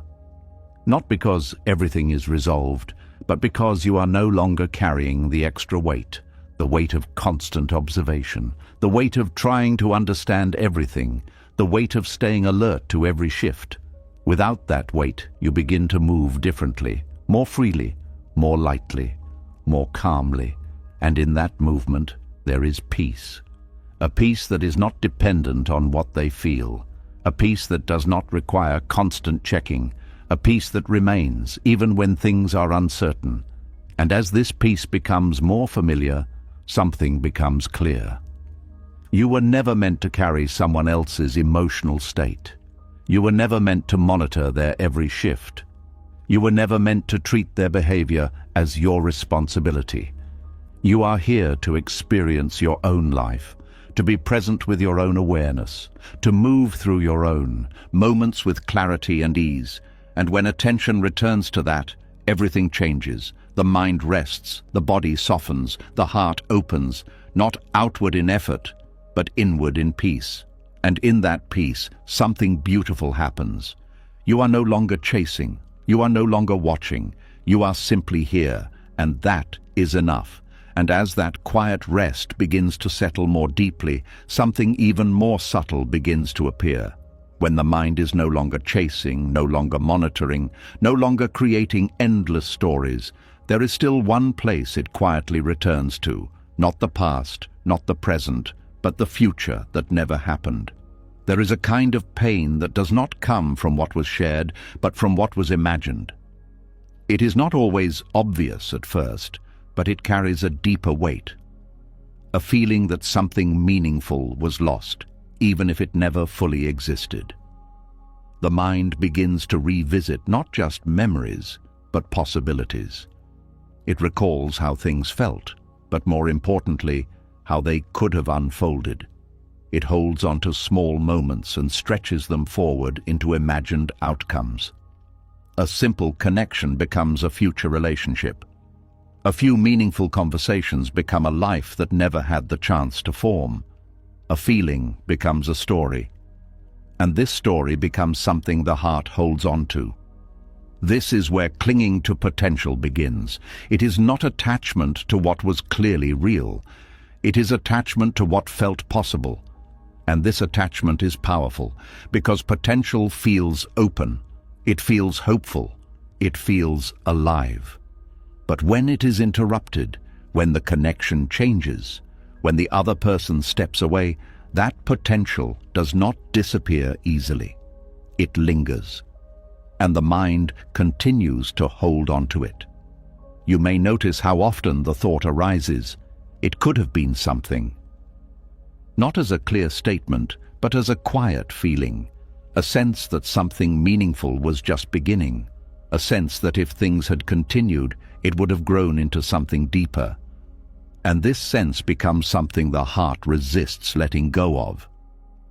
Because letting go of potential feels like letting go of something unfinished, something that did not get the chance to become real. And this creates a unique kind of suffering, because it is not tied to what actually happened, it is tied to what never happened. And what never happened has no clear shape. It has no boundaries. It has no ending, which makes it harder to release. The mind fills in the details. It imagines how things would have progressed, how the connection would have deepened, how the future would have looked. And each of these imagined outcomes feels real, not because they occurred, but because they are felt. And this feeling creates attachment, an attachment to something that only exists in the mind. This is where confusion begins, because the heart responds to these imagined futures as if they were real experiences. It feels loss, it feels disappointment, it feels like something valuable has been taken away. But what has been taken away is not something that was fully formed, it is something that was being projected forward. And this projection creates pain, because the mind compares reality to imagination. It looks at what is, and it measures it against what could have been. And in that comparison, reality always feels lacking, because imagination is not limited. It can create perfect scenarios, ideal outcomes, smooth progressions. It removes uncertainty, it removes difficulty, it creates a version of events that feels complete. And when reality does not match that version, it feels like something is missing. But nothing real has been taken away. Only the imagined path has been interrupted. This is where Buddhist understanding offers a deeper perspective. It invites you to see that clinging to potential is still a form of attachment. Not to the past, not to the present, but to an imagined future. And like all forms of attachment, it creates suffering because it resists what is. It tries to hold onto something that is not here. It tries to keep alive a version of reality that never fully existed. And in doing so, it prevents the mind from resting, because there is always something unfinished, always something that feels incomplete, always something that could have been different. This is where letting go becomes necessary again. Not letting go of the person, not letting go of the experience, but letting go of the imagined continuation, letting go of the idea that it had to become something more, letting go of the belief that potential must be fulfilled. This does not mean dismissing what was felt. The connection may have been real, the moments may have been meaningful, but the future that was built around those moments is not something that needs to be held onto. It is something that can be released.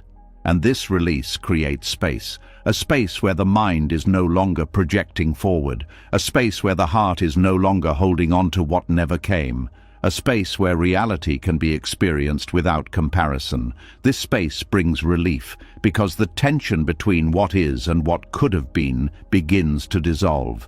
The mind no longer tries to reconcile the two. It no longer tries to bring imagination into reality. It simply rests in what is here. And in that resting, something shifts. The pain reduces.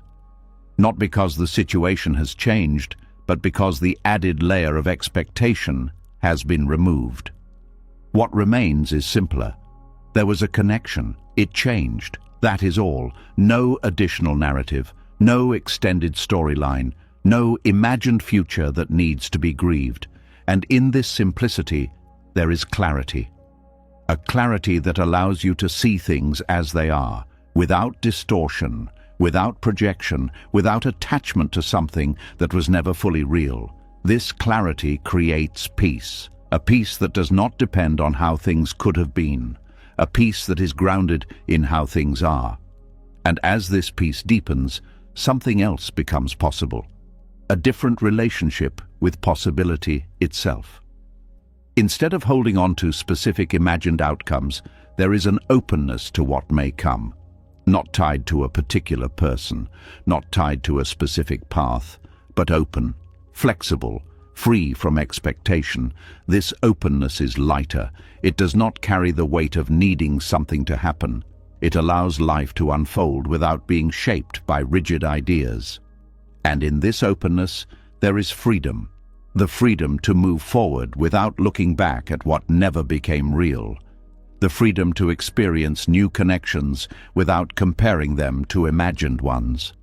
The freedom to exist without carrying the weight of unfinished futures. And as this freedom becomes more familiar, something becomes clear. The pain was not coming from what was lost. It was coming from what was being held onto. An imagined version of what could have been. And once that is released, the experience changes. Not dramatically, but quietly. The mind becomes less heavy. The heart becomes less burdened. the overall experience becomes more grounded, more real, more present. This is the deeper lesson, that potential is not something that needs to be preserved. It is something that naturally changes, and when it is no longer held on to, something else emerges, a sense of completion, not because everything reached its full form, but because nothing is being forced to continue. This completion is not about closure, it is about acceptance.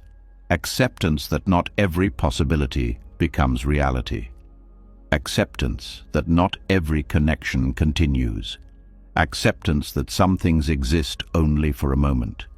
And that is enough. Enough to be felt. Enough to be experienced. Enough to be released. And in that release, peace becomes steady. Not dependent on what could have been, but rooted in what is. And that is where the heart finally rests. And as that grip on imagined futures begins to loosen, something even more revealing starts to come into focus. When you stop holding on to what could have been, when the mind no longer builds stories about a future that never arrived, there is still one question that quietly remains beneath everything. What was this feeling, really? Because when someone pulls away, the pain can feel like love. It can feel deep, intense, and meaningful. It can feel like something sacred has been disturbed. But when the noise settles, when the stories fade, and when the imagined future dissolves, something more subtle begins to appear. Not everything that feels like love is actually love. Something feels strong, almost overwhelming, but at the same time something about it feels unstable. It feels like your emotional state depends on their presence. When they are there, everything feels calm. When they are distant, everything feels uncertain. This is where the distinction begins to reveal itself. There is a quiet difference between loving someone and depending on them. At first, this difference is not easy to see, because both can feel intense. Both can feel important. Both can create strong emotional experiences. But one brings peace, while the other creates instability. When love is present, there is space. You can care deeply, but still feel grounded within yourself. You can appreciate the connection, but still feel whole on your own. You can enjoy their presence, but not collapse in their absence. But when psychological dependence is present, the experience changes. Your emotional state becomes tied to their behavior. If they respond warmly, you feel secure. If they become distant, you feel anxious. If they show interest, you feel valued. If they withdraw, you feel uncertain. And without realizing it, your inner stability begins to depend on something outside of you. This is where suffering quietly grows, because now your sense of calm is no longer coming from within. It is being borrowed. Borrowed from their attention, borrowed from their presence, borrowed from their consistency. And anything that is borrowed can be taken away. This is why the experience feels unstable. Because it is. It is not rooted in something steady.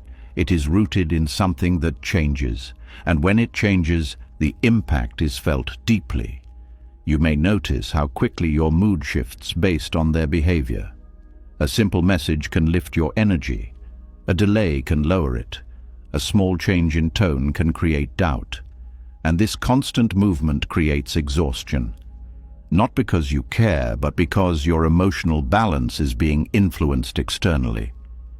This is where attachment disguises itself as devotion. It feels like you are deeply invested, like you are committed, like you are giving your full attention to the connection. But beneath that, there is a subtle dependency, a need for their presence to feel okay. A need for their response to feel stable, a need for their attention to feel valued.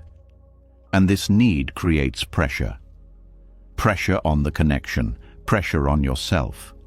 Because now you are not just relating to them, you are relying on them. And this reliance changes the experience. It turns connection into necessity.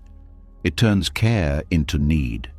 It turns love into something that feels like survival. This is where Buddhist understanding offers a clear and gentle insight. It shows that true love is not something that binds your sense of self to another person. It is something that allows both people to exist freely, without control, without dependency, without the need to complete each other. Love does not take away your center. It does not replace your inner stability. It does not become the source of your emotional balance. It coexists with it. It adds to your experience, but it does not define it. And when this is understood, something begins to shift. The way you relate to the connection changes. Instead of looking outward for stability, you begin to return inward. You begin to notice your own breath, your own presence, your own sense of being. And in that noticing, something begins to rebuild. A sense of inner grounding, a feeling of being steady within yourself. This grounding is important because it creates independence, not emotional detachment, but emotional stability. A stability that does not fluctuate with someone else's actions. A stability that remains even when things change. And as this stability grows, the nature of the connection changes as well. You no longer feel the same urgency, the same need, the same dependency. You can still care, you can still feel. But you are no longer relying on them to regulate your emotional state. This creates space. A space where you can observe your feelings without being overwhelmed by them. A space where you can experience connection without losing yourself in it. A space where you can remain present, even when things are uncertain. This space is where peace begins, not because the connection becomes perfect, but because your relationship to it becomes balanced. You are no longer trying to hold on to it for stability. You are allowing it to exist without needing it to define your inner state. And in that allowance, something softens. The tension reduces. The emotional swings become less intense. The constant need for reassurance fades, because you are no longer looking outward for something that can only be found inward. This inward return is quiet. It does not happen suddenly. It develops through awareness, through noticing when your mood shifts based on their behavior, through recognizing when your thoughts revolve around their actions, through seeing when your sense of self begins to depend on their response. Each time this is noticed, there is an opportunity to pause, to return, to reconnect with yourself. This return may feel unfamiliar at first, because the habit of looking outward has been strong, but with time it becomes more natural, more steady, more available. And as this continues, something becomes clear. You do not need another person to feel complete. You do not need their attention to feel grounded. You do not need their presence to feel okay. These things can enhance your experience, but they are not the foundation of it. The foundation is within you, your awareness, your presence, your ability to remain steady regardless of external changes. And when this foundation is strong, the connection becomes different. It becomes something that can be enjoyed, rather than something that must be maintained at all costs. It becomes something that can exist freely, rather than something that must be controlled. It becomes something that adds to your life, rather than something that defines it. This is the difference between love and psychological dependence. One is open, the other is tight. One allows, the other clings. One is steady, the other fluctuates. And when this difference is clearly seen, the path becomes clear as well. Not a path of detachment, but a path of balance, where you can care without losing yourself, where you can connect without depending, where you can feel deeply without becoming unstable. And in that balance, there is peace, a peace that does not disappear when someone pulls away, a peace that remains quietly within you. And as this peace deepens, something beautiful happens. You begin to experience connection in a new way, not as something you need to survive, but as something you can share, not as something you must hold on to, but as something you can allow. And in that allowing, love becomes lighter, freer, more real, and most importantly, it no longer takes away your peace. It exists alongside it. And that is where true inner stability begins. And as that inner stability begins to grow, another quiet fear begins to reveal itself. Even when dependence softens, even when the need for their attention is no longer controlling your emotions, there can still be something deeper that lingers beneath the surface. It is not about needing them. It is about being remembered by them. A quiet discomfort appears, not always loud, but deeply felt. A sense that as they move on, you might slowly disappear from their world. That the moments you shared, the connection you felt, may fade in their memory as if it never held the same weight. And this thought carries a unique kind of pain. There is a subtle ache that arises when the mind considers the possibility of being forgotten, not just physically, but emotionally. The idea that you may no longer occupy a meaningful space in their thoughts, that what mattered to you may no longer matter to them. And this feeling is not always easy to face, because it touches something very sensitive, the desire to be significant, the desire to have left an impression, the desire to be someone who is not easily replaced or erased. When someone pulls away, the mind does not only deal with their absence. It begins to imagine what happens after. It pictures their life continuing, their attention shifting, their energy being directed elsewhere. And within that image, there is a question: will they still think of me? This question may not always be spoken, but it is felt. It carries a quiet vulnerability. Because it is not just about memory, it is about meaning. About whether the connection had lasting value in their experience. And when the mind does not have an answer, it often assumes the worst. It imagines that you are no longer important, that you have been replaced, that your presence is fading, and this imagination creates pain, because it feels like something about you is being diminished, not in your own eyes, but in theirs. This is where the fear of being forgotten becomes powerful. It is not just about losing connection, it is about losing significance. And this fear can quietly influence your thoughts and emotions. You may find yourself wanting to reach out, not because you need connection, but because you want to remain in their awareness. You may feel a subtle urge to remind them of your presence, to ensure that you are not completely erased. And this urge comes from a very human place, the desire to matter. But when this desire becomes tied to another person's memory, it creates instability, because memory is not something you can control. People remember in their own way. They move through their experiences differently. What stays with them and what fades is not something that can be influenced through effort. And when your sense of value becomes connected to how someone remembers you, it creates dependence. A dependence that is not visible on the surface, but deeply felt inside, because now your worth feels linked to something outside of you, something that can change without your involvement.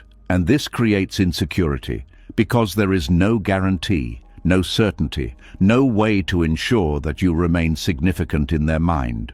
This is where Buddhist wisdom offers a deeper understanding. It invites you to look at the nature of identity itself, to see that the idea of being remembered is not the same as being valuable, that your existence does not gain or lose meaning based on someone else's thoughts, that your worth is not something that needs to be preserved in another person's memory. Because memory is temporary, it shifts, it fades, it transforms over time. And if your value depends on something that is constantly changing, it will always feel unstable. But when your value is rooted within yourself, it becomes steady. It no longer depends on external recognition. It no longer needs to be confirmed through remembrance. It simply exists. And this understanding changes how you experience the situation. The fear begins to soften. Not because the possibility disappears, but because it no longer carries the same weight. You begin to see that being forgotten does not erase what was real. It does not diminish the moments that were shared. It does not take away the experience you had.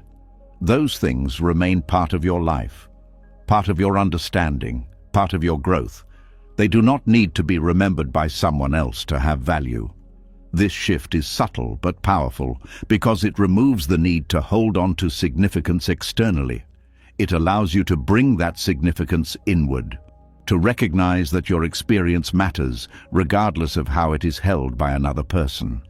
And in that recognition, something changes. The urgency to remain in their awareness fades. The need to be remembered becomes less important. The focus begins to return to your own presence, your own experience, your own life. This return creates space. A space where you are no longer concerned with how you exist in someone else's mind. A space where your attention is no longer divided. A space where you can simply be without needing validation through memory. And in that space, there is peace. A peace that is not dependent on being held in someone else's thoughts. A peace that is not affected by whether you are remembered or forgotten. A peace that remains steady because it is rooted within you. This peace changes how you see yourself. You no longer measure your worth based on external perception. You no longer seek confirmation through someone else's attention. You no longer feel diminished when someone moves on, because your sense of self is not tied to those movements. It is grounded, stable, independent. And from this place, something else becomes possible. A different relationship with memory itself. You can appreciate what was shared without needing it to continue. You can hold on to the meaning without needing it to be preserved by someone else. You can honor the experience without needing it to define your present. This creates freedom, the freedom to let others move forward without feeling left behind. The freedom to allow change without feeling erased. The freedom to exist without needing to be remembered. And in this freedom, there is lightness. A lightness that was not possible before. When the mind was concerned with significance, with presence, with being held in another person's awareness. Now that concern fades, and what remains is something much simpler, a quiet understanding. That your value is not something that can be lost. That your presence is not something that needs to be preserved externally. That your existence is meaningful, regardless of how it is remembered. And this understanding brings calm, a calm that does not fluctuate with thoughts, a calm that does not depend on external validation, a calm that remains steady, quietly within you. As this calm deepens, something becomes clear. Being forgotten is not the same as losing your worth. It is simply part of the natural movement of life. People come and go, memories form and fade, connections shift and change. But through all of this, your presence remains, your awareness remains, your ability to experience life remains. And that is where your true value lies. Not in how you are remembered, but in how you exist. And when this is truly seen, the fear dissolves. Not completely, not instantly, but gradually. It loses its intensity, it loses its grip, and what replaces it is something much more stable, a sense of self that does not depend on memory, a presence that does not need to be held by others, a quiet confidence that remains regardless of who stays or who moves on. And in that confidence, there is peace. A peace that does not seek recognition, a peace that does not fear being forgotten, a peace that simply is. And in that being, everything settles. Not because the world has changed, but because your relationship to it has. And that is where true inner freedom begins. And as that quiet confidence begins to take root, another hidden pattern slowly comes into view. Even when the fear of being forgotten softens, even when your sense of value is no longer tied to someone else's memory, there is still something the mind continues to hold on to very tightly. The need to be certain, not just about what happened, but about everything. About why it changed, what it meant, what it says about the connection, and what it means for the future. The mind does not like loose ends. It does not like unanswered questions. It wants clarity, finality, and complete understanding. And when it does not get that, it keeps returning. There is a quiet restlessness that appears when things are unclear, a subtle discomfort that feels like something is unresolved. The situation may have already changed, the connection may already be distant, but the mind does not settle. It circles back. It reopens questions. It tries again to make sense of what happened. And beneath all of that movement, there is one belief driving it: that peace will only come once everything is fully understood. There is a certain kind of discomfort that feels unfinished, like a sentence that was never completed. Something inside keeps going back, not because the moment is still active, but because it feels unresolved. The mind holds on to the idea that if it can just understand the full picture, the confusion will end. That if it can just find the right explanation, everything will settle into place. But this belief creates a loop, because the explanation it is searching for is not always available. Not everything can be explained clearly. Not every situation has a clean answer. Not every change comes with a reason that feels satisfying. And when the mind cannot find what it is looking for, it does not stop. It tries harder. It thinks more. It revisits the same details again and again, hoping that something new will appear. But nothing new comes. Only the same thoughts, repeated in different ways. And this repetition keeps the wound open. Because each time the mind returns to the question, it reactivates the experience. It brings the uncertainty back into the present. It keeps the emotional response alive. And as long as the question remains active, the feeling does not fully settle. This is how craving certainty creates suffering. Not because wanting clarity is wrong, but because depending on it prevents the mind from resting. You may notice how difficult it feels to let go of something that is not fully understood. There is a sense that if you move on without clarity, you are leaving something unfinished. But this is an illusion, because the need for completeness is coming from the mind, not from reality. Reality does not require explanation to continue. It moves regardless of whether you understand it. But the mind resists this. It wants everything to make sense before it allows itself to relax. And this resistance creates tension, a tension that feels like something is still open, something that still needs to be resolved. But what if resolution does not come through understanding? What if peace does not depend on having all the answers? This is where a deeper shift begins.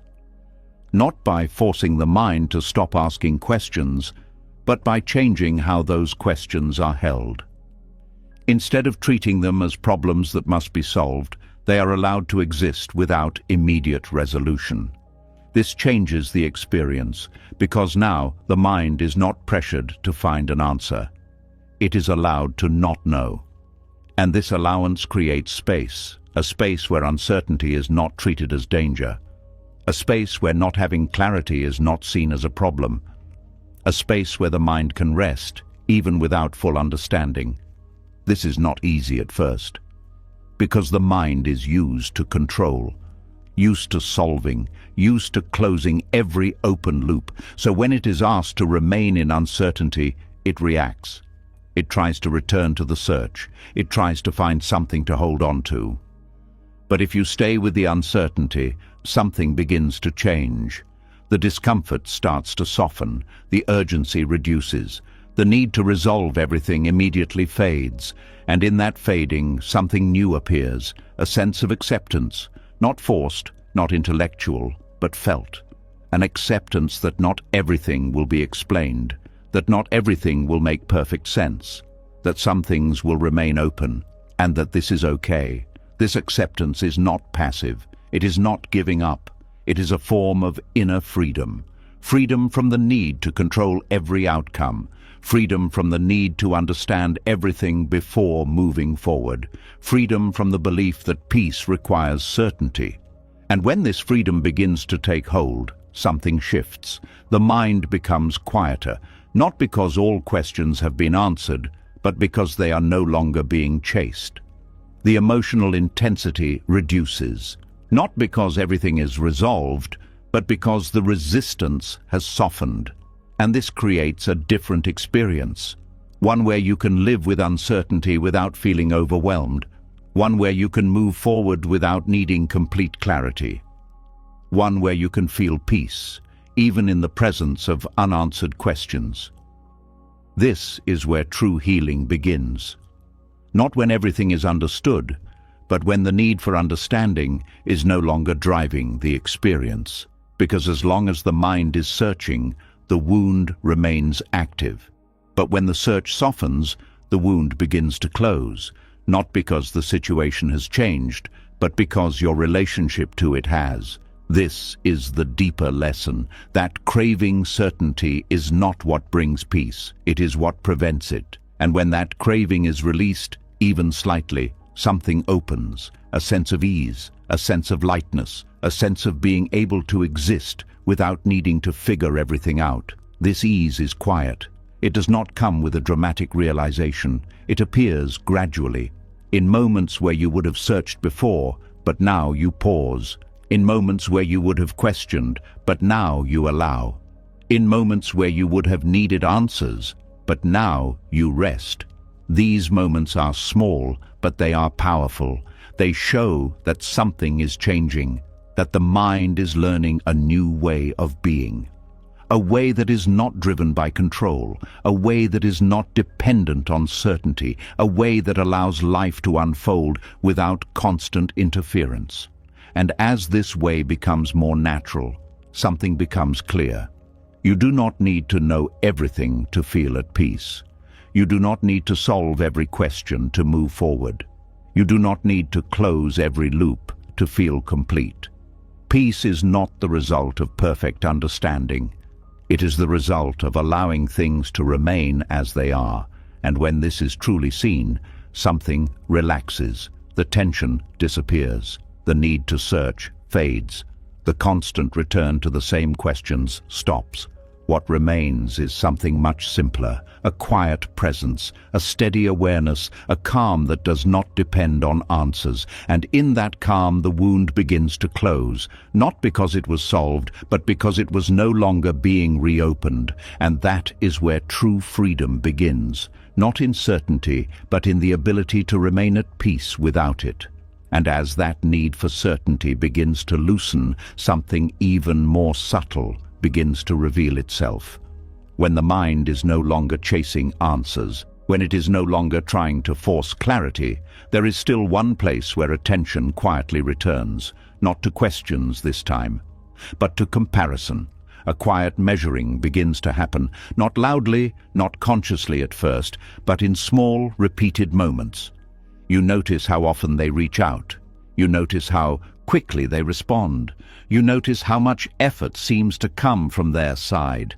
And without realizing it, something inside begins to adjust, not based on who you are, but based on what they are doing. There is a silent moment where the heart begins to ask something it does not always say out loud. Am I still important to them? And from that question, a pattern begins to form. The way you feel about yourself starts to shift depending on their effort. If they message often, you feel valued. If they take longer, something feels off. If they seem engaged, you feel secure. If they become distant, something inside you drops. And slowly, almost invisibly, your sense of worth begins to move with their behavior. This is where the quiet damage begins, because your self-esteem is no longer stable. It is fluctuating. It is rising and falling based on something that is not under your control. And this creates instability, not in the connection alone, but within yourself. You may notice how quickly your mood changes after a single interaction. A short reply can make you question everything. A warm message can bring temporary relief. But that relief does not last, because it depends on the next interaction, and the next, and the next. This creates a cycle a cycle where your inner state is constantly adjusting to external signals. And this cycle is exhausting because it never settles. There is always something to check, something to interpret, something to measure. And beneath all of this, there is a deeper issue. Your worth has become negotiable, not in an obvious way, but in a subtle one. It is being shaped by how much someone else gives, by how much they show, by how much they invest. And when that investment changes, your sense of value changes with it. This is where suffering deepens, because now you are not just experiencing the connection, you are evaluating yourself through it. You are using their effort as a reflection of your importance, and this reflection is unstable, because it is based on something that is always changing. People's behavior is influenced by many things: their mood, their circumstances, their priorities, their own internal state, and none of these are fixed. But when your worth depends on these changing factors, it creates constant fluctuation. You begin to feel unsure of yourself, not because something about you has changed, but because the external signal has.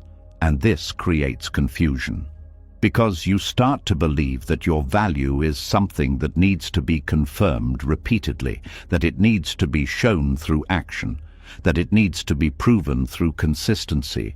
But this belief creates dependency, a dependency on reassurance, a dependency on attention, a dependency on effort. And when that reassurance is not present, the mind begins to react. It starts questioning, it starts comparing, it starts looking for evidence. And this brings back the same patterns: overthinking, doubt, emotional instability. All of this begins to build again, not because of what is happening externally, but because of how it is being interpreted internally. This is where a deeper understanding begins to emerge.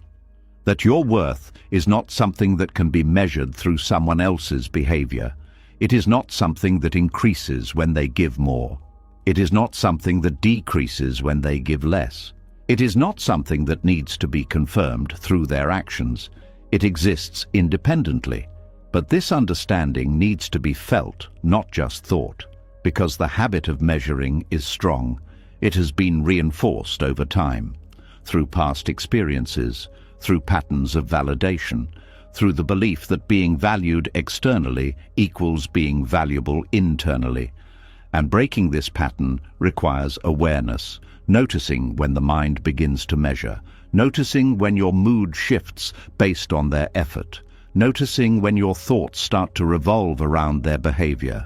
Each time this is noticed, there is an opportunity to pause, to step back, to question the assumption, to ask quietly, is my worth really changing, or is my perception shifting? This question creates space, a space where you can separate yourself from the pattern, a space where you can see that the fluctuation is not coming from your value, but from your interpretation. And in that space, something begins to stabilize. Your sense of self starts to return, not as something that needs to be built, but as something that was always there, unchanging, unaffected by external movement. This return is quiet. It does not happen all at once. It develops gradually, through repeated moments of awareness, through choosing not to engage with the measuring, through allowing your worth to remain steady, regardless of what is happening externally. And as this stability grows, something changes. The need for constant reassurance reduces. The urge to check for effort weakens. The emotional swings become less intense, because your inner state is no longer tied to external signals. This creates peace. A peace that is not dependent on how often someone texts. A peace that does not fluctuate with their level of engagement. A peace that remains steady, because it is rooted within you. And from this place, something else becomes possible. A different kind of connection. One that is not based on measurement. One that is not driven by comparison. One that does not require constant validation. It becomes simpler, more natural, more relaxed. Because it is no longer carrying the weight of defining your worth. You can engage without overanalyzing. You can respond without overthinking. You can exist within the connection without losing yourself in it. This is the deeper healing, not in changing the other person's behavior, but in changing your relationship to it. In no longer using it as a mirror for your value, in no longer allowing it to determine how you feel about yourself. And as this healing continues, something becomes clear. Your worth was never dependent on their effort. It was only being interpreted that way, and once that interpretation is released, everything changes. The connection becomes lighter. Your experience becomes calmer. Your sense of self becomes stable. And in that stability, there is freedom. The freedom to exist without constant evaluation. The freedom to feel without needing confirmation. The freedom to be without needing to be measured. And in that freedom, peace becomes steady. Not because everything is perfect, but because nothing is being used to define you. And that is where true inner balance begins. A balance that does not rise and fall, a balance that remains quietly within you. And from that place, everything feels different. Not because the world has changed, but because you have stopped measuring yourself against it. And in that shift, everything settles, gently, naturally, completely. And as that inner balance begins to steady itself, something deeper starts to surface. Even when you stop measuring your worth by their effort, even when your sense of value is no longer rising and falling with their attention, there can still be moments where the reaction feels stronger than expected, stronger than the situation seems to deserve. A simple shift, a small distance, a subtle change, and suddenly something inside feels heavy. Not just uncomfortable, but almost overwhelming, as if the feeling is coming from somewhere deeper than the present moment. And this is where something important begins to reveal itself. Sometimes, what you are feeling is not only about now. There are moments when someone pulls away and the reaction feels immediate and intense. Not just sadness, not just confusion, but something that feels familiar in a deeper way. A kind of ache that feels older than the situation itself. It shows up as a tightening in the chest, a sense of being left behind, a quiet fear that something important is slipping away again. And even when you try to calm yourself, the feeling does not respond easily. It lingers, it expands, it takes up space, and you may wonder why something that seems small is creating such a strong reaction. This is where emotional memory begins to play a role, because the mind does not only respond to what is happening now, it connects it to what has happened before. Not always consciously, not always clearly, but in subtle ways that shape your experience. When someone withdraws, it can touch something deeper, something that has been felt before. A memory of disconnection, a memory of absence, a memory of not being held in the way you needed. These memories do not always appear as clear images or events. They appear as feelings, as sensations, as emotional patterns. And when something in the present resembles those patterns, the response becomes amplified. This is how old wounds become activated, not because the present situation is the same, but because it feels similar. The body recognizes the feeling, the mind reacts to the pattern, and suddenly the experience becomes larger than the moment. You may notice how quickly the fear appears, not just the fear of losing this connection, but a deeper fear, a fear of being left, of being alone, of not being chosen. And this fear does not come from the current situation alone. It comes from a place that has felt this before, a place that has not fully healed. This is what makes the experience feel so intense. Because it is not just one moment, it is many moments layered together, past and present blending into one emotional response. And when this happens, it becomes difficult to separate what is happening now from what is being remembered. This is where awareness becomes essential in a more compassionate way. Not to analyze, not to fix, but to gently notice. To notice that the intensity may not be coming only from the present. to notice that something deeper is being touched, and to allow that recognition without judgment. This is important because when you understand that the reaction is connected to older patterns, something begins to soften. Not the feeling itself, but your relationship to it. Instead of being overwhelmed, you begin to observe. Instead of reacting immediately, you begin to pause. And in that pause, there is space, a space where you can see more clearly. That this moment is not the same as the past. That this person is not the same as those who came before. That what is happening now does not need to be experienced through the same lens. This does not mean dismissing the feeling. The feeling is real. The emotion is present. But the interpretation can change.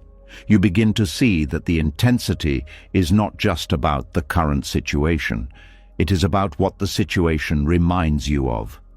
And this understanding creates compassion.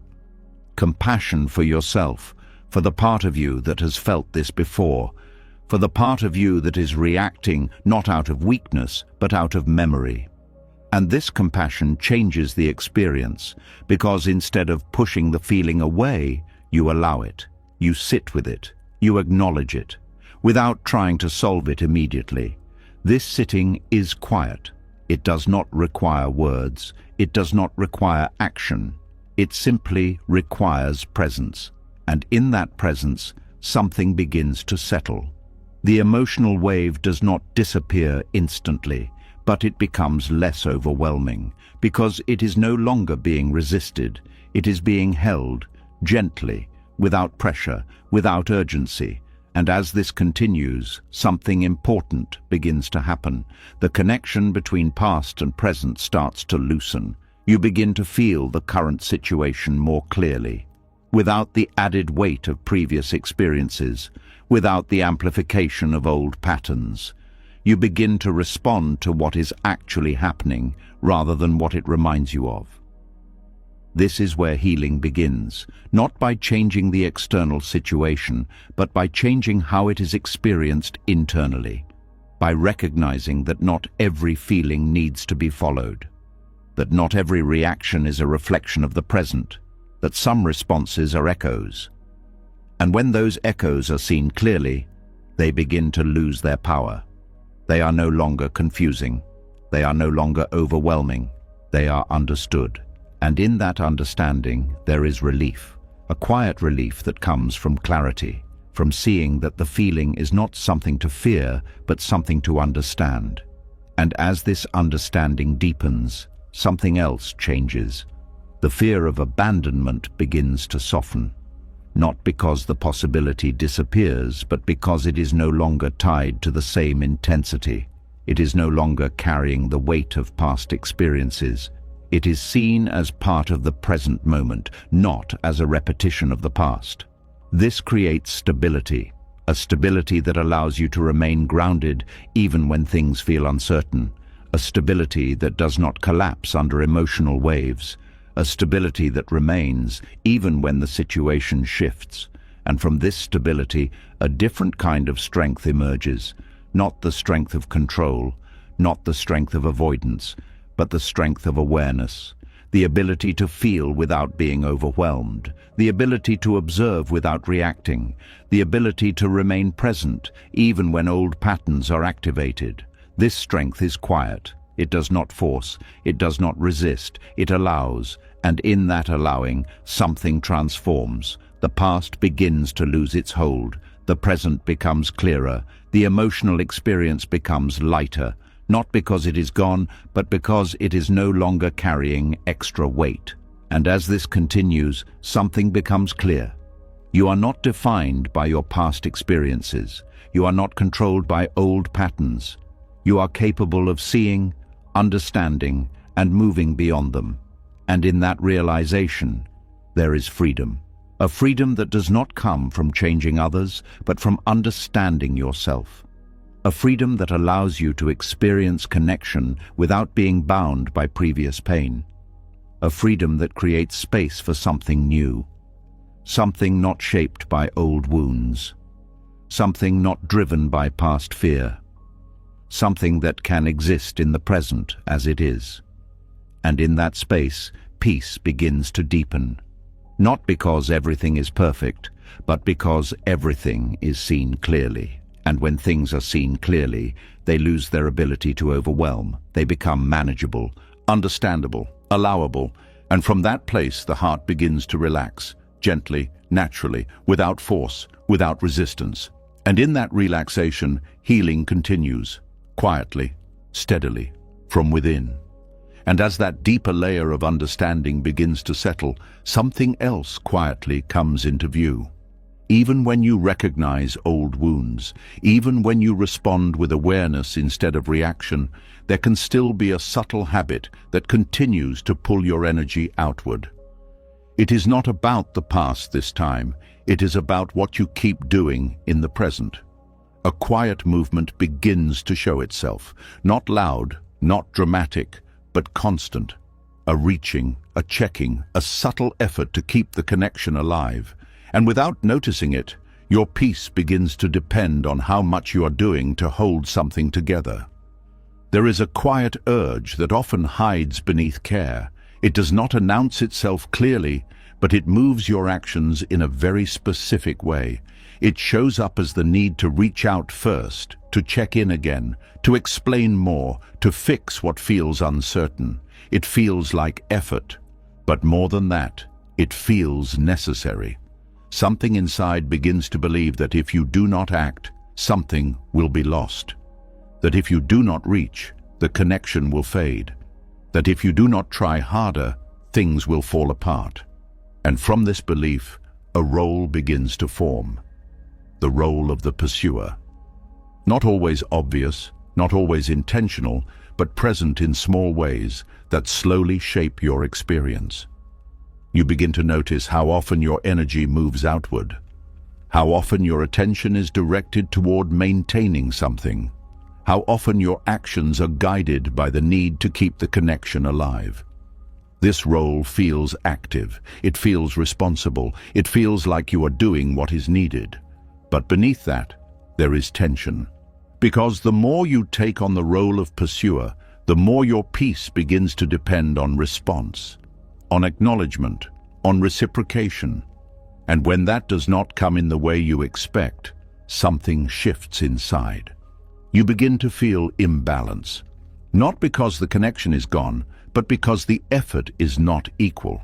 You notice the gap between what you give and what you receive, between how much you try and how much they respond.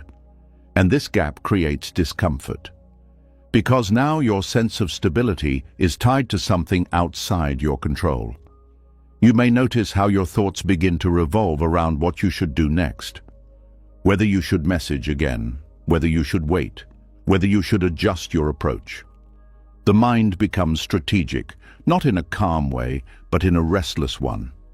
It tries to find the right move, the right timing, the right tone, all in the hope of bringing things back into balance. But this creates exhaustion, because it turns connection into effort. It turns presence into performance. It turns something that should feel natural into something that feels like work. And this work never truly ends, because the outcome is not guaranteed. You can reach and not receive. You can give and not feel it returned. You can try and still feel the distance. And this is where the role of pursuer begins to drain you. Not because effort is wrong, but because it becomes constant. Because it replaces rest. Because it removes the space where you can simply be. This is where a deeper realization begins to form. That constantly reaching does not create connection. It creates dependency. A dependency on action, a dependency on response, a dependency on maintaining something that may not be naturally flowing. And when this is seen clearly, something begins to shift. Not in your feelings, but in your behavior. You begin to notice the moments where you feel the urge to act, the impulse to send another message, the need to clarify something, the desire to bring things back to how they were. And instead of immediately following that impulse, there is a pause, a quiet moment where you ask yourself, is this coming from peace or from fear? This question changes everything because it brings awareness to the movement. It reveals whether the action is coming from a grounded place or from a need to control the outcome. And in that awareness, there is choice. A choice to not act immediately, a choice to sit with the feeling instead, a choice to allow the moment to exist without trying to fix it. This is where something powerful begins. Not doing, not reaching, not pursuing, just being. At first, this may feel uncomfortable. Because the habit of action is strong, the mind may say, if you do nothing, you will lose everything. But this is the same voice that has been driving the exhaustion. The same voice that has been keeping you in constant movement. And when you begin to not follow it, something changes. The urgency begins to fade. The pressure reduces. The constant need to act softens. And in that softening, something returns. Your energy. Energy that was being spent on reaching. Energy that was being used to maintain. Energy that was being directed outward. Now begins to come back inward. And this inward return creates strength. Not the kind of strength that forces or controls, but the kind that remains steady. A strength that does not depend on action. A strength that is comfortable with stillness. A strength that does not need to chase. This strength is quiet. It does not need to prove anything. It does not need to hold anything together. It simply remains. And from this place, something shifts in how you experience the connection. You are no longer trying to sustain it. You are allowing it. You are no longer trying to manage it. You are observing it. You are no longer trying to fix it. You are experiencing it as it is. This changes the dynamic completely. Because the pressure is gone, the constant effort is gone, the need to maintain is gone, and what remains is something much more natural, a space where things can either flow or not, without force, without manipulation, without constant involvement. And in this space, clarity begins to appear. You begin to see the connection more clearly, not through the lens of effort, but through the reality of how it exists. Whether it is mutual, whether it is balanced, whether it is naturally sustained. And this clarity is important because it allows you to respond from truth, not from effort, from awareness, not from fear, from stability, not from need. And as this continues, something becomes clear. You do not need to chase what is meant to stay. You do not need to hold together what is naturally stable. You do not need to pursue what is already present. And when something requires constant pursuit, it is no longer connection, it is maintenance. And maintenance creates exhaustion. But when you step out of that role, something changes. You begin to feel lighter, less pressured, less involved in constant action, more present, more aware, more grounded. And in that groundedness, there is peace. A peace that does not depend on what you are doing. A peace that does not require constant effort. A peace that remains, even in stillness. This is the deeper freedom. Not the freedom of controlling the situation, but the freedom of not needing to. The freedom to stop reaching, to stop checking, to stop proving, to stop fixing. And in that stopping, something returns. Your sense of self. Your sense of presence, your sense of peace. And from that place, everything becomes clearer. Not because the situation has changed, but because you have. You are no longer in pursuit. You are in presence. And in that presence, there is strength. A quiet, steady strength that does not move unless it needs to. A strength that does not chase. A strength that does not depend on response. A strength that simply remains. And in that remaining, peace becomes natural again, not forced, not maintained, but present, always, within you. And as that quiet strength begins to settle, something even more delicate starts to reveal itself. When you stop pursuing, when you stop reaching, when your energy is no longer constantly moving outward, there is still a moment that can feel deeply uncomfortable. A moment where nothing comes back. No response, no reflection, no return. And in that space, something inside feels exposed. There is a kind of pain that feels heavier than distance itself. Not because something ended, but because something you gave did not return in the same way. The care you offered, the attention you shared, the presence you held, it now feels like it is standing alone, unanswered, unmatched. And this is where the heart feels most vulnerable, because giving is natural. Caring is natural. But when that care is not mirrored, something inside begins to question itself, not loudly, but quietly. Was it too much? Was it misplaced? Did it mean less to them? And even when the mind understands what is happening, the feeling remains, a sense of imbalance, a sense that something is incomplete, a sense that what was offered is now hanging in space without support. This is where many people begin to collapse inward, not visibly, not dramatically, but internally. The energy that was once flowing outward begins to turn back on itself. And this turning can create discomfort, because the heart is not used to holding what was meant to be shared. It is used to exchange, to movement, to connection. And when that exchange stops, it feels unnatural. It feels like something is missing. This is where the deeper lesson begins. Not in changing the situation, but in learning how to remain steady within it. Because unreturned energy is not a failure, it is a condition. A moment where what you gave does not meet a response. And this moment can either create collapse or create strength. The difference lies in how it is held. At first, the instinct is to react, to pull back, to protect, to close off, or to reach again, to try harder, to fill the gap. But both of these responses come from discomfort, from the inability to sit with what is happening, and this inability creates movement. Movement that prevents stillness, movement that avoids the feeling. But what if the feeling is not something to avoid? What if it is something to understand? There is a quiet strength that develops when you allow yourself to feel without reacting. When you notice the discomfort of unreturned energy and do not immediately try to fix it. When you sit with the imbalance without trying to restore it. This sitting is not passive. It is active awareness. It is staying present with the feeling without letting it control your actions. And this presence creates space. A space where the feeling can exist without overwhelming you.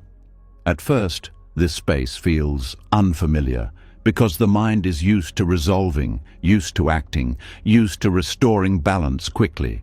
But when you remain in the space without rushing, something begins to shift. The intensity softens, the urgency fades. The feeling becomes more manageable, not because it disappears, but because it is no longer being resisted. And in that acceptance, something changes. The energy that once felt like it needed to go outward begins to settle inward. It no longer feels like it has to be received to have value. It no longer feels like it has to be returned to feel complete. It begins to exist on its own. And this is where wholeness begins to return, because the need for reciprocity begins to loosen. Not in a way that denies its importance, but in a way that removes its control over your emotional state. You begin to see that your ability to care is not dependent on how it is received, that your capacity to give is not diminished by someone else's inability to return, that what you offer remains valuable even when it is not mirrored. This understanding creates stability, a stability that is not shaken by imbalance, a stability that does not collapse when things are not equal, a stability that remains even when the connection shifts. And from this stability, something deeper emerges, a sense of inner completeness.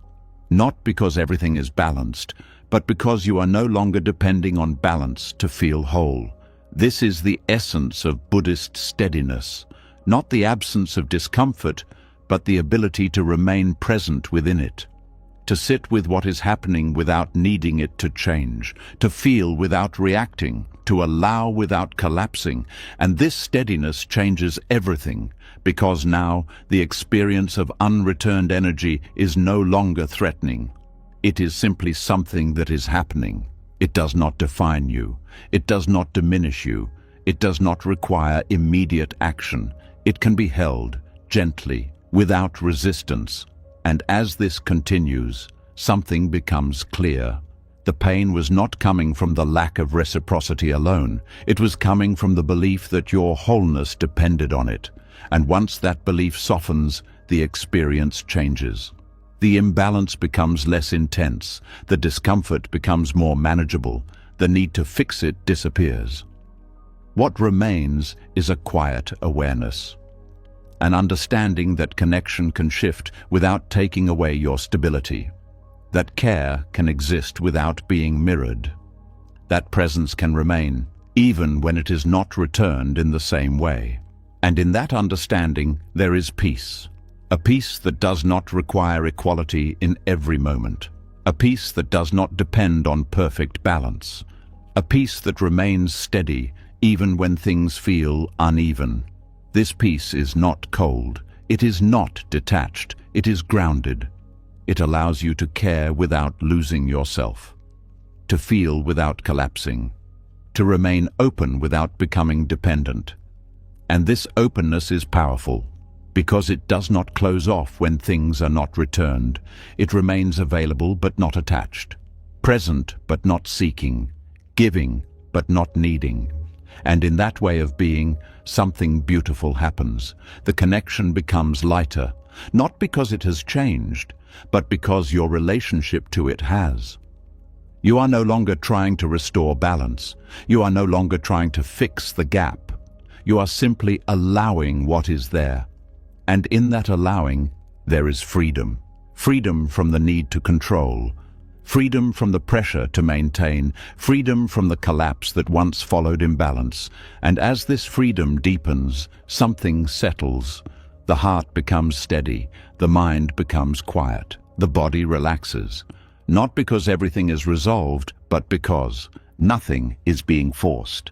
And in that stillness, something becomes clear. You are whole, even when your energy is not returned. You are complete, even when care is not mirrored. You are steady, even when the connection feels uneven. And that is where true strength lies, not in receiving, but in remaining, not in balance, but in presence, not in reciprocity, but in inner stability. And from that place, peace becomes unshakable, quiet, steady, always there, waiting beneath the need for things to be different. And once you rest in that place, nothing outside of you has the power to collapse you again. And as that steadiness begins to hold, something even more hidden starts to rise to the surface. When you no longer chase, when you no longer measure your worth, when you learn to sit with what is not returned, there is still one place the mind quietly turns toward: yourself. Not in a gentle way at first, but in a questioning way, a reviewing, correcting, almost judging way, as if something inside begins to look back and search for what went wrong. And without noticing it, the direction of pressure changes. It no longer comes from them. It comes from within. There is a quiet voice that begins to speak after emotional distance appears. It does not shout, but it repeats itself in subtle ways. It revisits conversations, but this time not to understand them, but to evaluate them. It asks questions that feel personal. Did I say too much? Was I too available? Did I push them away? Was I not enough? These questions do not come with curiosity. They come with weight, because each one carries an assumption that something about you caused the distance. And from that assumption, a pattern begins to form, a pattern of self-punishment. It may not look harsh on the outside. There may be no visible action. But internally, something tightens. The mind begins to hold itself responsible. It starts to believe that if you had acted differently, things would have remained the same. And this belief creates tension, because it turns the situation into something that must be corrected, even though it has already passed. You may notice how often the mind replays not just what happened, but how you were within it. It focuses on your words, your tone, your timing, your presence. And it tries to adjust them, to improve them, to imagine a version of yourself that would have created a different outcome. And this imagining feels like learning, but beneath it there is pressure. Because it is not about growth, it is about blame. A subtle blame that keeps pointing inward, as if something about you needs to be fixed, as if something about you was not right. And this creates discomfort, because the mind is not just processing the experience, it is turning against itself. This is where self-punishment begins to deepen, not through harsh actions, but through constant correction, through repeated thoughts that question your worth, through internal dialogue that is never fully satisfied. Because no matter how many times you review, the outcome does not change. And yet, the mind continues. It continues to search for the exact moment where something could have been different. It continues to analyze your behavior as if it holds the key. But this search does not bring peace. It brings exhaustion, because it is based on an illusion. The illusion that you could have controlled the outcome completely, that if you had been perfect, things would have remained. But human connection is not controlled by one person. It is influenced by many factors, many of which are not visible, not accessible, not within your control. And when you take full responsibility for something that is shared, it creates imbalance. An imbalance that leads to self-judgment. This is where compassion becomes essential, not as a concept, but as a practice, a way of relating to yourself that interrupts the pattern of punishment. At first, compassion may feel unfamiliar, because the mind is used to correction, used to evaluation, used to improvement. But compassion does not begin with fixing. It begins with understanding. Understanding that you responded in the way you knew at the time. Understanding that your actions came from a place of care, even if they were not perfect. Understanding that being human includes making choices that are not always ideal. This understanding softens the inner voice. It reduces the intensity of the questioning. It creates space where there was once pressure, and in that space, something changes. The need to blame begins to fade. The urge to correct every detail weakens. The constant review slows down. Not because the mind is forced to stop, but because it is no longer fueled by judgment. This is where the cycle begins to break. Not through resistance, but through kindness. A kindness that does not excuse everything, but that allows everything to be seen without harshness. You begin to notice the thoughts that arise, but instead of following them, you respond differently. Instead of asking, "What is wrong with me?" you ask, "What was I feeling at that moment?" This shift is small but powerful, because it moves the focus from judgment to understanding, from blame to awareness. And in that shift, something softens. The emotional weight begins to lift. The pressure reduces. The internal environment becomes calmer.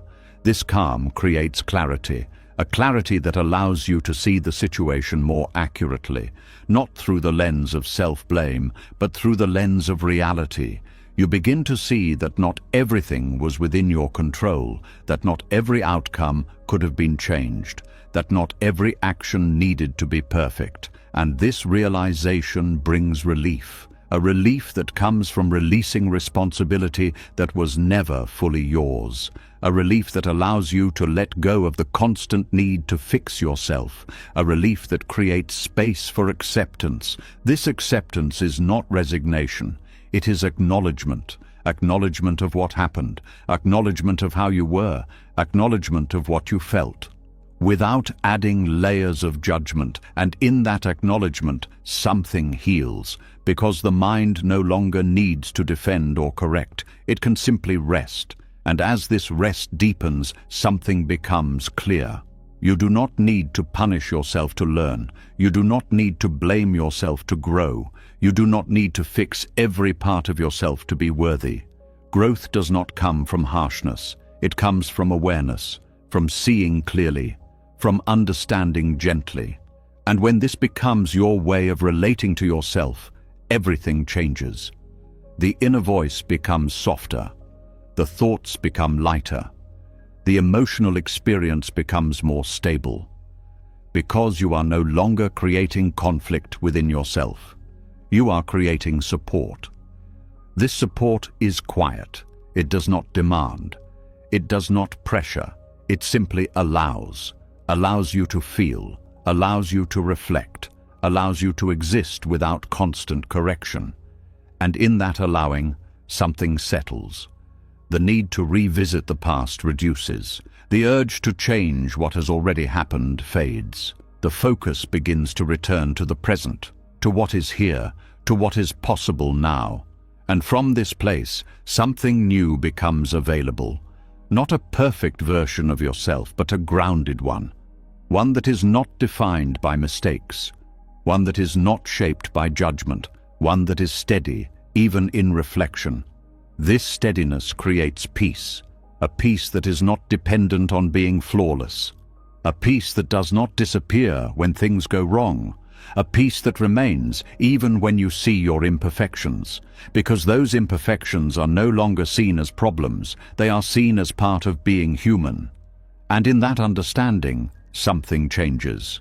You stop fighting yourself, you stop correcting every detail, you stop punishing every perceived mistake. And in that stopping, something opens. A sense of ease, a sense of acceptance, a sense of being okay as you are. This is where true healing begins, not in becoming perfect, but in becoming kind to yourself. And as this kindness deepens, the cycle of self-punishment comes to an end, not abruptly, but gradually, with each moment of awareness, with each shift in perspective, with each act of compassion. And in that ending, there is freedom, freedom from judgment, freedom from blame, freedom from the need to constantly fix yourself. What remains is something much lighter. A quiet sense of self that does not need to be improved, to be accepted. A presence that is not weighed down by past actions. A calm that exists simply because you are no longer creating inner conflict. And in that calm, peace becomes natural again. Not forced, not constructed, but present, always, within you. And as that inner softness begins to take hold, something else quietly reveals itself. When you stop blaming yourself, when the pressure to fix your past fades, there is still one habit that continues to keep the mind restless. A habit so subtle it feels normal. The need to interpret everything. Even in calm moments, even when nothing is clearly wrong, the mind begins to scan. It looks at messages, pauses, timing, tone, and tries to read between the lines.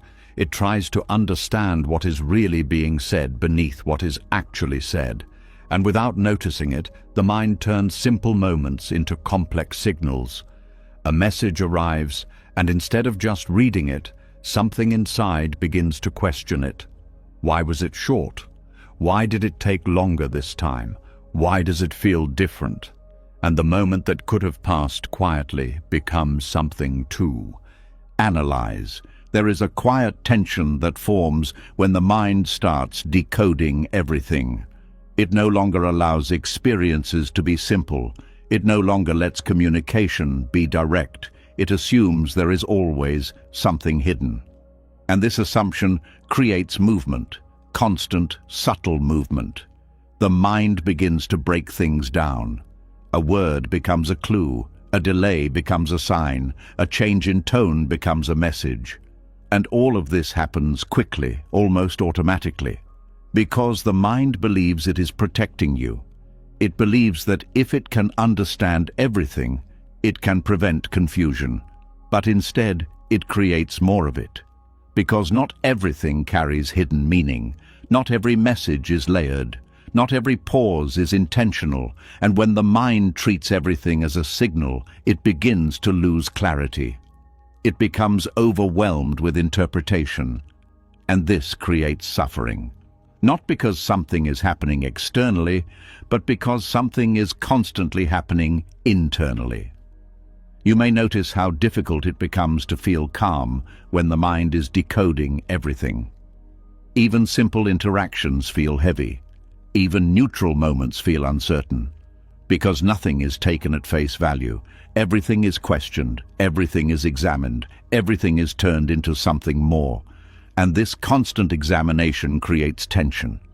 A tension that does not allow rest.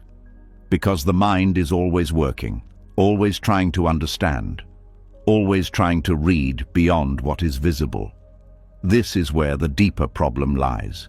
Not in what is happening, but in how it is being processed. Because when every moment is turned into something that needs to be decoded, there is no space for stillness, no space for simplicity, no space for peace. This is where a shift begins. Not by forcing the mind to stop thinking, but by changing how it relates to what it sees, by allowing things to be as they appear, without adding layers, without searching for hidden meaning, without turning every detail into a question. At first, this feels unfamiliar because the habit of decoding is strong. The mind may say, if you do not analyze this, you will miss something important. But this is the same voice that has been creating the tension. And when you begin to not follow it, something changes. The experience becomes lighter. A message is just a message. A delay is just a delay. A tone is just a tone. Without the added interpretation, everything becomes simpler. And in that simplicity, there is relief. Because the mind no longer has to work as hard. It no longer has to process every detail. It no longer has to stay alert for hidden meaning. This creates space. A space where you can experience things directly, without distortion, without assumption, without unnecessary complexity. And in that space, something settles. The emotional intensity reduces, the mental noise softens, the overall experience becomes calmer. This calm is not forced.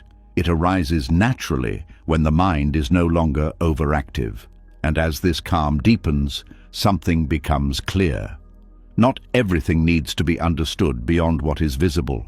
Not everything carries a deeper message. Not everything requires interpretation. Sometimes what is there is enough. And when you allow that, the mind begins to trust. It trusts that it does not need to control every moment.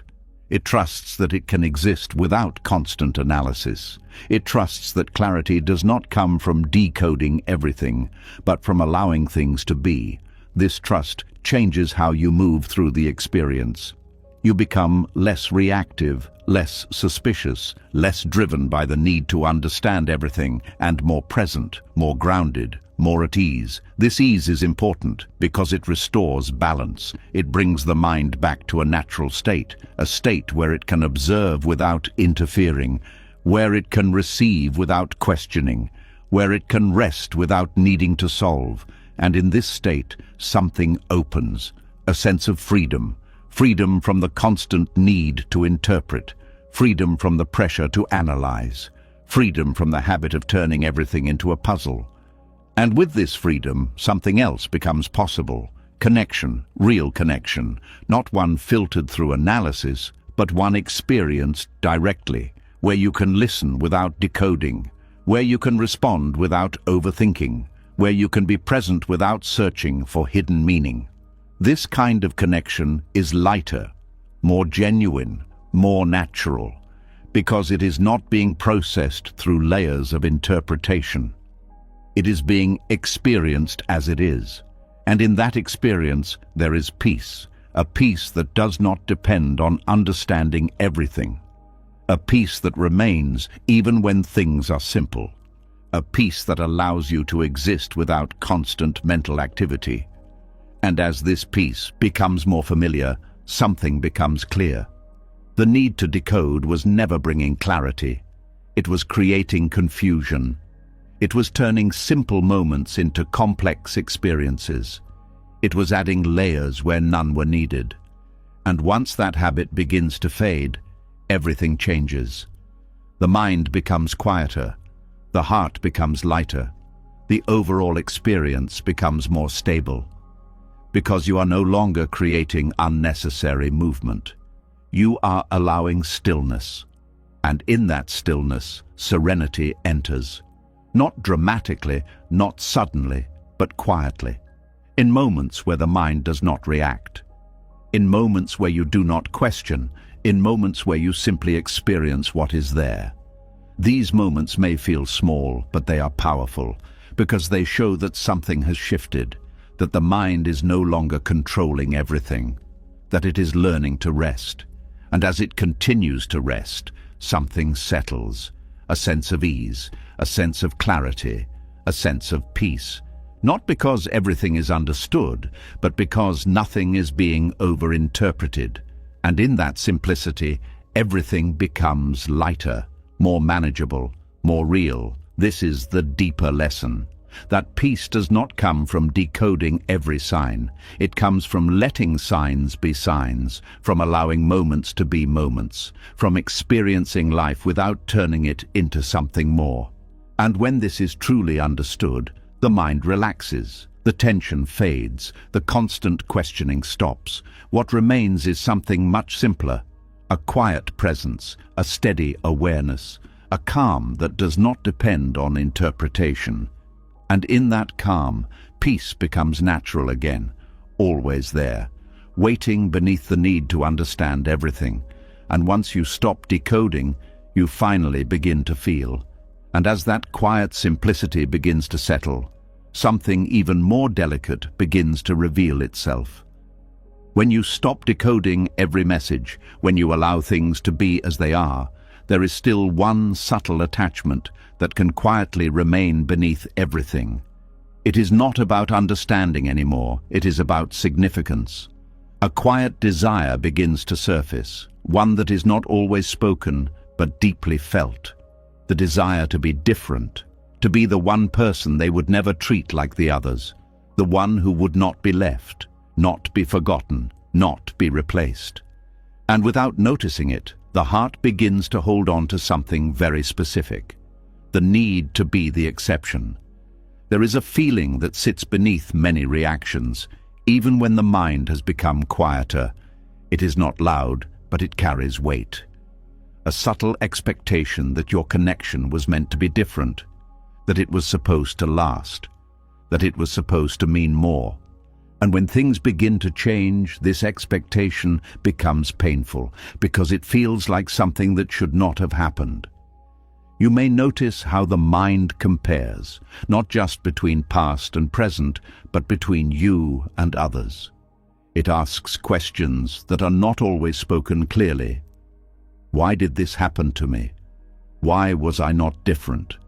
Why did I not become the one they stayed for? These questions carry a quiet longing, a longing to have been chosen in a way that felt permanent, to have been the person who stood apart, the person who mattered in a way that could not be replaced. And this longing creates attachment, not just to the person, but to the idea of being special in their life. And when that idea is challenged, something inside feels shaken. Because it is not just the connection that is changing, it is the identity you held within that connection, the identity of being someone who was different, someone who was not like the others, someone who would not be left behind. This identity feels comforting when things are stable, but when things shift, it becomes fragile. Because it depends on something outside of you. It depends on how they see you, how they treat you, how they prioritize you. And when those things change, the identity begins to crack. This is where suffering deepens, because now it is not just about losing connection. It is about losing a sense of specialness, a sense that you held a unique place. And this loss can feel personal, not because you are less, but because the idea of being the exception has been challenged. This is where Buddhist understanding offers a quiet but powerful shift. It invites you to see that the need to be the exception is still a form of attachment. An attachment to identity, an attachment to being seen in a certain way, an attachment to holding a specific place in someone else's life. And like all attachments, it creates tension, because it tries to hold something that cannot be fixed.